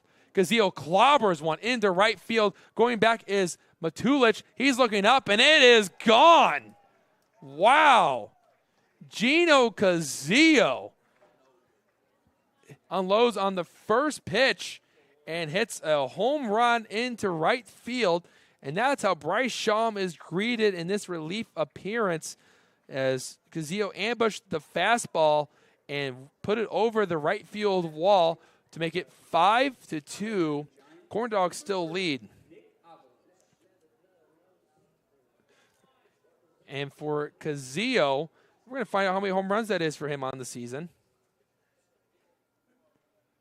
as there's so many players in the roster page for the American Giants this season. It's hard to find. That was his first home run of the year. First home run from Castillo coming at a good time, trying to get his team some momentum and answer the Corn Dogs' 5 unanswered runs, with 4 scored in the 4th inning and 1 in the 5th. But that was a high fly ball. The wind is blowing out to right field, but I don't know if he really needed any wind assistance, as Matulich gave it a good look, but nothing you can do at that point unless maybe he was Ken Griffey Jr. and was able to jump up and rob it, as he would always do at Safeco Field. 5-2, and Nick Avalos will now step up to the plate after the home run and after the greeting from Johnston and Bryce Shaw. Sham winds up and he fires. And that's a good slider. Drops in for a strike. 0-1. The story of Sham is, can he attack the strike zone? Been a few times where he's been squeezed when he's on the mound. And he induces a swing and a miss from Avalos on another slider. 0-2. So 2 pitches, 2 sliders. And he's ahead after allowing the home run. And this is always an important part for a pitcher. What do you do after everything goes wrong? Here's the pitch. And he misses down low. Looks like the off-speed pitch that was supposed to be intended for the dirt. 1 ball and 2 strikes. So that's a good start for Bryce Sham in this at-bat through the first 3 pitches, really commanding his breaking ball and his off-speed pitch. He might go to the fastball here. But Sham, with the 17 walks in 18 2/3 innings, has not allowed him to go past the 4th inning in his last 4 starts. His longest start was 5 2/3 against the Oilmen, when he only allowed 1 walk. And there's a strikeout. Bryce Sham enters the game, allows a home run, bounces back, and gets a strikeout, his first. And for Connor Pangburn, you can close the day on him. And he puts up yet another impressive start. He went 5 innings tonight, 5 hits, 1 run, which was earned, 1 walk, and 11 strikeouts. So a lot of ones at the back half of Connor Pangburn's line score tonight. And Sham has a strikeout. He delivers the pitch to the hitter, and he just missed the inner portion of the plate for ball 1 to Mike Ladden. 1 for 2. He scored back in the second after he got a single and a stolen base, and his speed paid off as he was able to score from second base on an infield single. The pitch, and as a strike called on the outside corner, 1-1. So Sham hasn't pitched in quite some time now. Maybe he worked on his mechanics when he had that time off and trying to figure out why he hasn't been able to attack the strike zone as consistently as he would want to. Ground ball to the left. Correal gets a nice Sunday hop. He will take the throw to first, and it becomes a routine play for Cal, the cardiac kid, Correal. There's 2 gone now. Great play by Cal, cardiac kid Curiel. Of course, I cannot take credit for coming up with that nickname. That goes to PA announcer Tom Bylick, who is not here tonight, but I am sure that he is watching from somewhere. And, Tom, I have to say, Noel is doing a great job filling in for you today. He's sitting to my left, which is kind of awkward because he usually sits to my right, and that chair is just empty today. 1-0 to Gene Carlos. As Bryce Sham, after allowing the home run, tries to sit down the next 3 hitters he faces and make it a quiet inning besides the home run and try to get the Corn Dogs back up to the plate. And that is a ball, 2-0. Again, that looked like it might have been right down the middle, but the home plate umpire has been pretty consistent tonight. Everything as low has been called a strike. Anything that's maybe the upper quadrant of the strike zone has not. So maybe just take that upper half and move it to the bottom. The pitch, and there's a called ball. Thought maybe the home plate umpire was going to call strike 1, but it's 3-0 to Carlos, who's 1 for 2, but he's trying to work his way on base, keep the inning alive for another hitter. Sham allowed a home run, got a strikeout and a ground out. Here he comes. And he went, most definitely he went. No doubt they even have to ask the base umpire. It's 3-1. Pangburn's got a good fastball, a snapdragon slider, and then he can mix you up with the changeup. The pitch, and that is ball 4. He's not missing by much. Just how the umpire has been calling it. And from what I've been hearing from playing a lot of MLB The Show on the off days is that some of these teams actually go into a science of home plate umpires and how they call the game. They have like basic scouting reports like you would have for players and how they would hit, and maybe there are spray charts what a pitcher would like to do in a certain count in a certain situation. Ball 1 to Trey Walker as a lineup has flipped back to the top. Walker is 0 for 3 with 2 Ks and a fly out to left. But it will say their hometown, maybe if they have a family member. 1-0, 2 outs, runner on first base.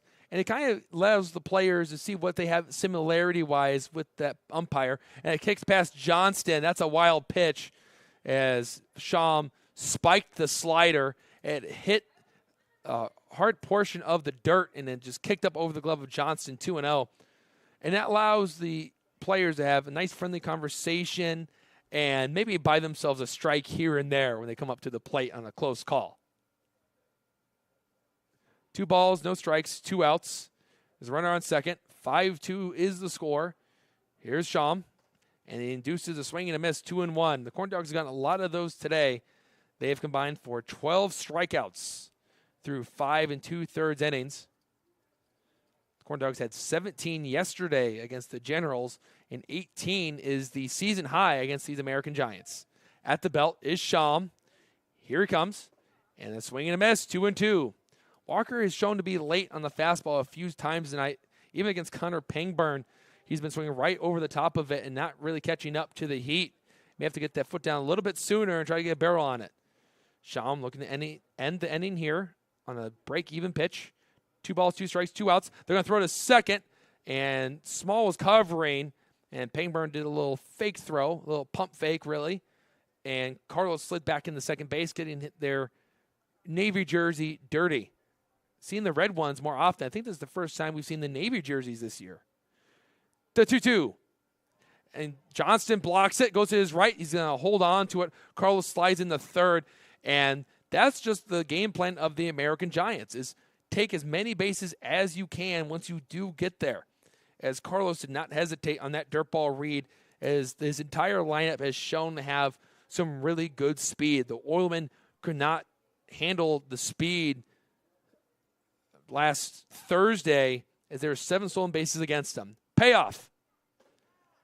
Called strike 3. A little bit delayed, but it was an inside corner, top of the zone, and Sham picks up his second strikeout and ends the inning with a runner on third base. Gazio does get a home run, though, and cuts the lead to 5-2 in favor of the Deep Fried Dogs. We go to the bottom of the 6th inning with the Corn Dogs up 5-2.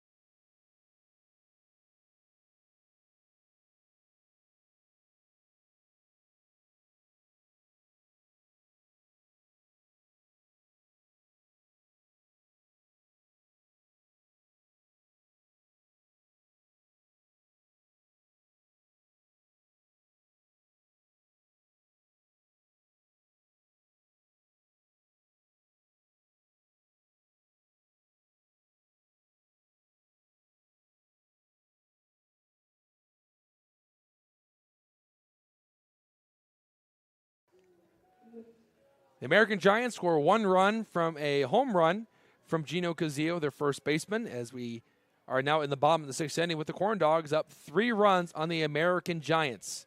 Andrew Mild here from Crown Point, Indiana, at the gorgeous Legacy Fields, as we did have a little bit of pink skies as the sun finally has set, and it's all dark skies, and the lights are doing all the work, and the lights have really been doing all the work since the bottom of the 1st inning. And we'll tell you about Iron Workers Local 395, who are a proud partner of the Lake County Corn Dogs. Local 395 continues to forge and maintain strong partnerships with owners and contractors based on our commitment to provide excellent craftsmanship through safety, productivity, reliability, and training.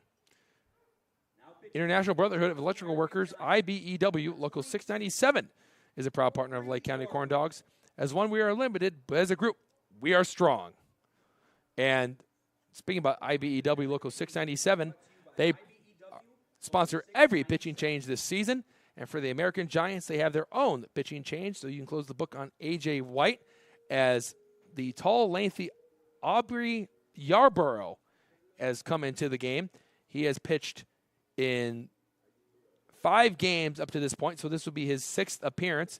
He has an 8.43 ERA, pitched 10 2/3 innings with 11 strikeouts, 15 walks, and 10 hits. His last appearance was against the Oilmen, where he went 1 inning with 1 run, which was earned, 1 hit, 3 walks, and 2 strikeouts. And that was the 8-7 loss that the American Giants suffered. And there's a strike to Small to start off the at-bat. That was the game where the American Giants had led all the way up to the bottom of the 9th when they allowed 3 runs to score to the Oilmen, a swing and a miss, 0-2 to Small as Yarborough's hat flies off his head. And because of some misplays by the Giants that don't go down as errors but for hits for the Oilmen were able to snatch a victory from the jaws of defeat at home before the Corn Dogs went there last Friday, and the Corn Dogs won that game 11-5. Pitch from Yarborough. Yarborough drops in a strike for called strike 3. Small is down on strikes for the second time tonight, both looking, and Yarborough starts off with a strikeout, so that's a good start. But now we have to face the top of the order for the Lake County Corn Dogs. It will be the 4th time the Corn Dogs will try to go through their order. And the way this game is going, they may only get 3 half innings to go, the 6th, 7th, and 8th. Here's the pitch. There's another curveball by Yarborough, but he didn't get on top of it. It sailed up and away, 1-0 to Terry. Terry had a big hit in the 4th where he singled into left field and drove in 2 runs. Here's the pitch. Terry lifts it up in the air to the right, and it's 1-1. Terry's gotten on base all 3 times today, an E1 in the 1st, and then 2 singles in the 3rd and the 4th inning, as he's trying to build his average back to a 400. And Terry, of all people, would not know that he's batting over 400. He doesn't really like to look at his stats, he says. Through the 5-hole of Chirinos into the backstop, 2-1. And now looking at it, he is now batting a 405. He headed into this game with a 394 average, as he has yet another multi-hit game. And there's way too many to count up this season by Terry in that leadoff spot, just offhand. You have to have that stat ready. So I failed Gavin Terry tonight. Called strike 2-2 with 1 out, 5-2. Gavin Terry had won a Macron Player of the Game last week, and kind of asked him how has he been able to keep that average so high, and what kind of approach does he have when he walked into the ballpark. Terry serves one into left field, but positioned perfectly is Gladden, as Gladden has had to run in on 2 singles in the left field the last 2 at-bats from Terry. Didn't need a scouting report there as he played him perfectly, and Terry hit it right to the teeth of the defense, and that is the 2nd out. And now it is Brett Mattheis. But Terry, who goes back to the dugout, he just likes to come in and play ball. He's been consistent every game for the Corn Dogs. He had a 14-game hitting streak. So he's now got to hit 15 of his last 16 games. And his on-base percentage was one of the top in the Northern League. It was a .556, even after an 0-for-3 game against the Oilmen on July 1st. But he drew 3 walks. So Gavin Terry, the on-base machine that he is. That's a called strike, 1-1. Low in the zone, outside corner, 1-1. In the last 4 games for Terry, he drew 8 walks. So at least 2 walks a game for Gavin Terry. And when your leadoff guy is getting on base more than 2 times a game, that is phenomenal news for everyone else in the lineup. 1-2 after the slider, because he becomes a table setter. And then you have players like Mattheis, Doug Loden, Tyler Schultz, Jake Ferry, Roman Kuntz. that can then drive him in once he gets over the second base. Here's the pitch, and that's down in the dirt. It actually kicks to the backstop. 2-2, as mentioned, Jake Ferry, who have to race over and pick up that baseball. As Aubrey Yarborough looks for a 1-2-3 inning in the sixth inning.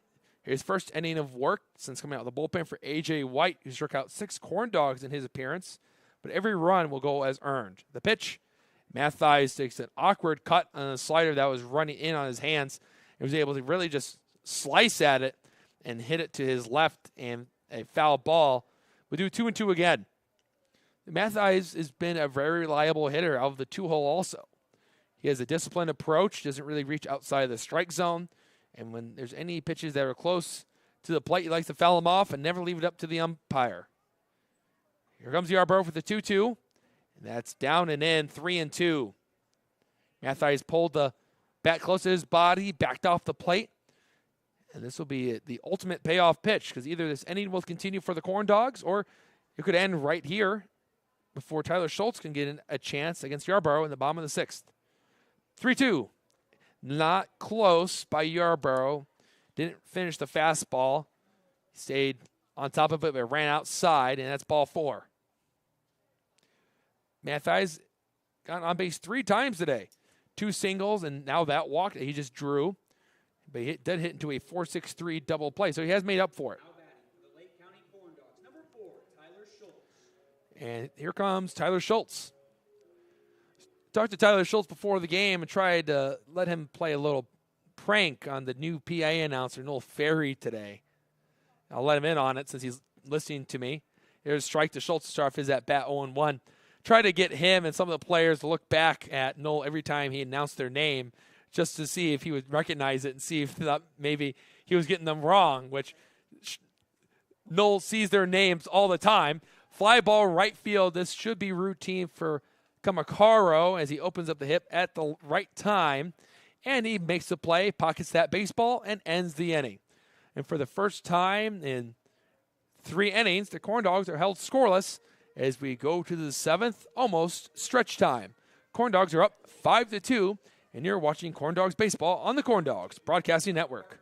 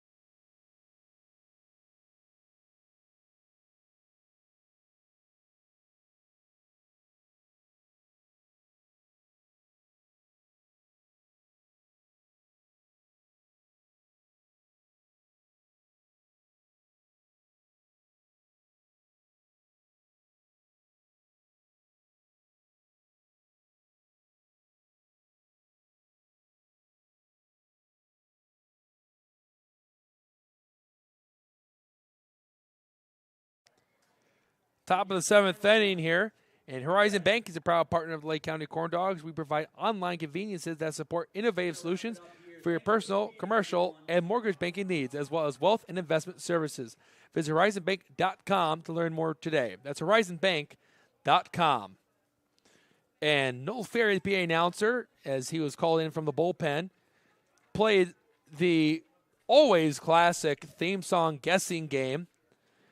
And one of them he played was Arthur, which I just remembered just finished up. It had its series finale in It was February of this year. So February 21st, 2022 was the airing of the very last episode. 1 ball and no strikes. It's still Sham on the mound. He delivers, and he gets a swing and a miss. 1-1 from Angel Kamakaro. And that show had 25 seasons, 253 episodes. It first aired on October 7th, 1996. The 1-1 and the foul ball off the glove of Johnstone, 1-2. But if you attended elementary school post 1996, there's a very good chance you watched it in class. I faintly remember watching Arthur, or right before we'd get on the bus every day, the sister would put it on PBS just to be able to watch an episode of Arthur before we would take off. 1-2, that's down low, 2-2. Of course, that doesn't even touch the number that the Simpsons have gotten up to. How many seasons are they up to? We'll start in 1989, 33 seasons. 2-2 pitch. It's a slow liner that's going to hop over to Colin Small, who will throw out Kamakaro at first base, and there's the first out. It wasn't hit too hard. It was really to stick it out there and hope for the best, and it lined softly, hit the ground, and rolled to Colin Small, and Small threw out the runner. That will bring up Joshua Carter, who is 1 for 2 with a double and a fly up the center with a walk sprinkled in there. For the Simpsons, they have 728 episodes.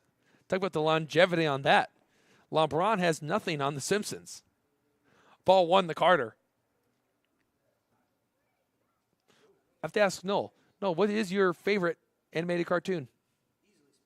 SpongeBob. Okay, that's a good answer. The 1-0 pitch. Foul ball into Johnstone's glove, who's able to somehow secure it. It's not strike 3, though, as that's the first strike. 1-1 to number 11, Joshua Carter. That's a good one. This SpongeBob is extremely popular. He also played my favorite, besides Arthur. It was the Fairly Odd Parents. I almost relate to Timmy all the time. 1 ball, 1 strikes, 1 out. Here's the pitch. And it's a swing and a miss, 1-2. That show has become so popular with this generation that if you ever see pink and green together, the people always say Cosmo and Wanda think they're slick because that was always the colors of Cosmo and Wanda, the Fairly Odd Parents. The pitch. And did Carter go? They're going to check instantly, and he did not. He was able to keep the barrel out of the strike zone. His wrists did not break. And we'll do 2-2 again. It was a good pitch from Bryce Sham, just didn't get the result he was looking for. Kind of interested what other people have to say what their favorite cartoons are. I know Bob's Burgers has become very popular. Avatar is a popular one. Foul ball straight back, 2-2. But that is cartoons and anime, are they different or are they technically the same? Oh, okay. Okay, so I guess Avatar is American anime. I have no type of measurement for that. I have no idea what's going on in the anime world. It's usually wake up, put on sports, and go to bed, and it's usually sports. 2 balls, 2 strikes, 1 out. Here it comes from Sham. And there's another slider that snaps off the plate, 3-2. And Tom is watching.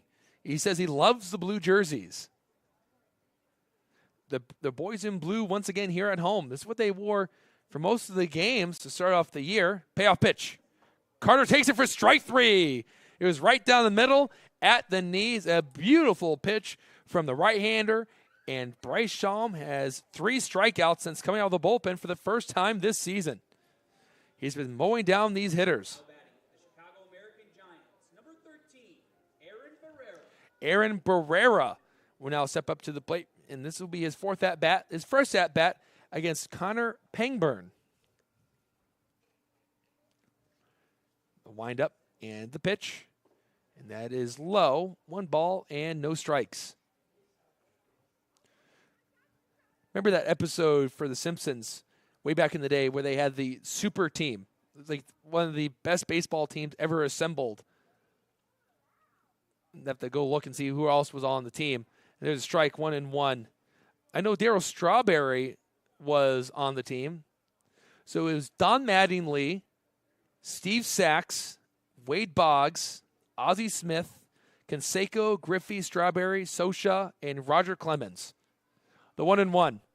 Ground ball to the left side. Curiel plays on the hop. Momentum carrying him that way. Throws it to Nanfeld, who applies a tag, and he got it on Barrera before Barrera can touch first base. 1, 2, 3, go to the American Giants. We go to the bottom of the 7th. It's stretch time with the Corn Dogs up 5-2. You're watching Corn Dogs Baseball on the Corn Dogs Broadcasting Network. Great Lakes Sports.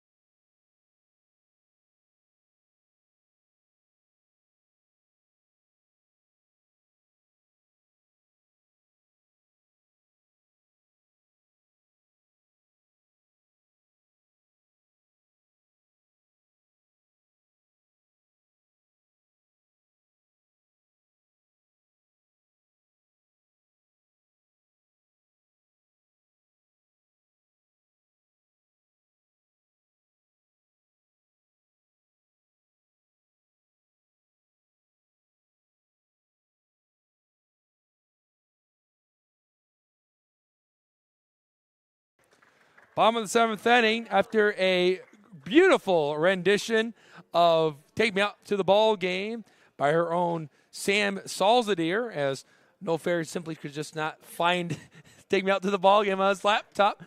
So we had to make it makeshift. Had to do it a cappella style. And Noel is the one that has vocal cords, apparently, and he didn't lead it. But we'll tell you about the Great Lakes Sports Hub, the official training facility of the Lake County Corn Dogs, not just another dome. Diversified Marketing Strategies is a full-service marketing agency that specializes in all forms of media and advertising. Are you ready to start a project with DMS? Visit us at thinkdiversified.com. That is thinkdiversified.com. Here's the pitch from Yarborough, and he throws in a first pitch strike to Ferry, 0-1. And if you need to spell diversified, look it up. I don't know if that's a word that you would know on the top of your head. 0-1 pitch. Ferry takes one on the outside corner for strike 2. It's 0-2. Good pitch from Yarborough. Well, I was actually really proud of myself writing the post-game report this morning. Finally spelled 8th right, and it only took me 29 games to do so. Curveball misses 1-2. And now I got Noel thinking about it. Do you know how to spell 8th on the top of your head? Oh, now you're just showing off. No one likes to show off, Noel. 1 ball, 2 strikes. Of course, you can hear Noel. He's doing the PA announcing today. But we're still going to have fun with one another. Foul ball from Ferry. He stays alive. He spelled it correctly. It's EIGHTH. And for some reason, my brain kept affiliating an E that has saved me time and time again from getting 8th wrong on a postgame report. 1 ball and 2 strikes. Here it comes. Ferry swings and misses, and he's down on strikes. That is the second strikeout for Yarborough. The second time where Ferry is down on strikes. He's 0 for 4 in this appearance. And that will send up Cal Curiel. Number 7, Cal Curiel.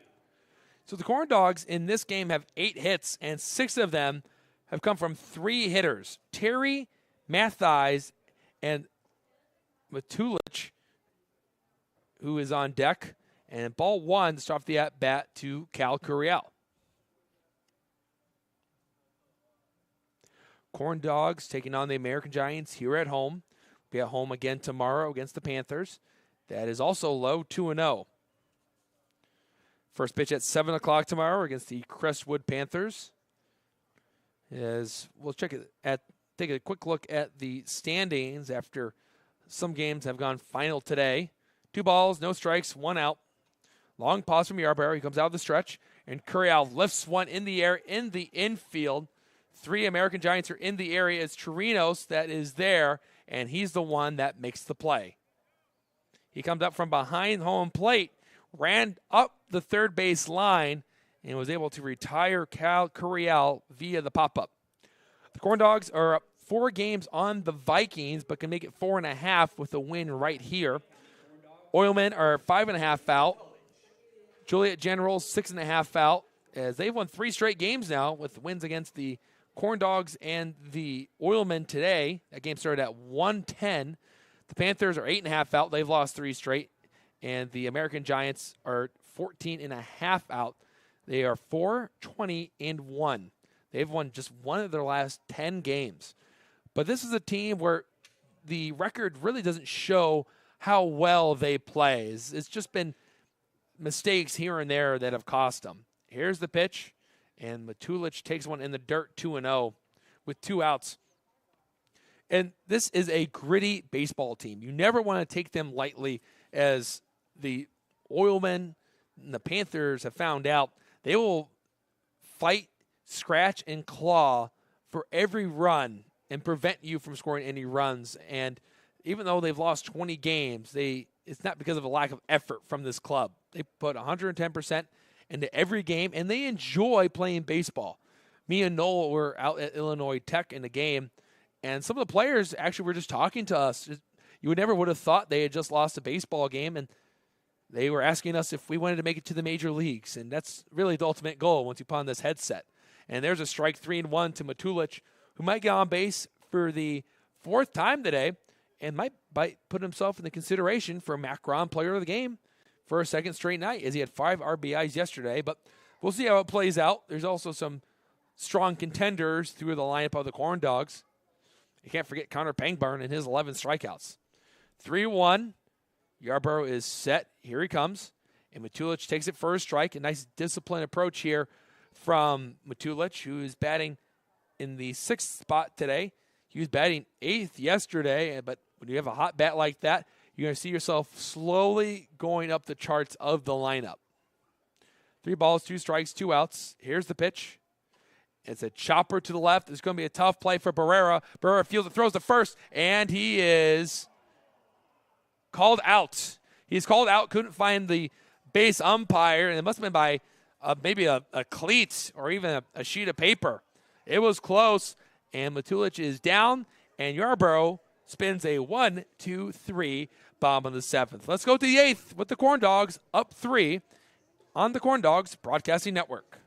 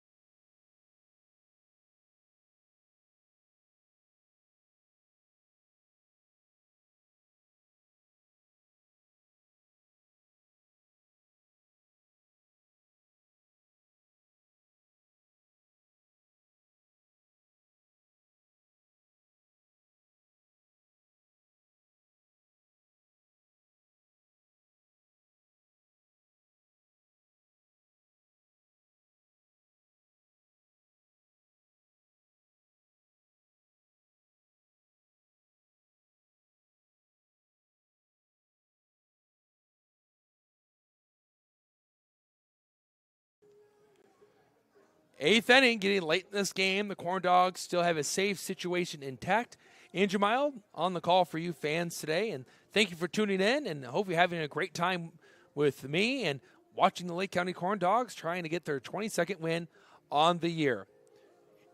And we'll tell you about Dining Solutions at Wicker Park is the answer to your catering needs. Whether you have 50 or 400 guests, we can accommodate any type of occasion. Call us today at 219-923-3830 and let us help customize your next special event. That's 219-923-3830. Crown Antique Mall is a proud partner of the Lake County Corn Dogs. We offer a unique mix of antiques and collectibles.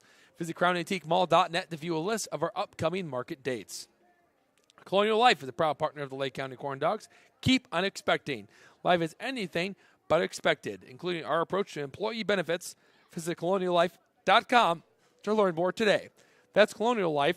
Now batting, the Chicago American Giants, number 41, Gabriel Chirinos will kick off the 8th inning against the Corn Dogs as his team is down 3 runs trying to make a late rally, and this is where the Generals did it yesterday. They scored 3 runs in the top of the 8th, and, of course, the infamous 7 in the 9th. Shum starts the at-bat with a slider off the outer edge for ball 1. As we head into the inning, here's the quick updates and look around the Northern League, as this is the only game that is being broadcasted in the league. Slider in for a strike, 1-1. As Generals and Oilmen started at 113 today. Generals held on to a 9-6 win on Kids Day at Oil City, extending their win streak to 3 straight. The pitch is up and away and 2-1. The Vikings were also on the road today, and they defeated the Crestwood Panthers 2-0. As that game went by in a breeze. How quick did that game go? I'll have to go look at the box score real quick. 2 balls, 1 strike. It started at 5 and only went an hour 59. That must have been nice. The 2-1 pitch. That is low, and the count will go to 3-1 now as Shum says, my bad, to his catcher Johnston. Hitter friendly count for Chirinos. Lead off the top of the 8th. And, of course, the score here is 5-2, as every game started at different times. The Generals and Oilmen at 113. The pitch, swing and a miss, 3-2. So if you're a Northern League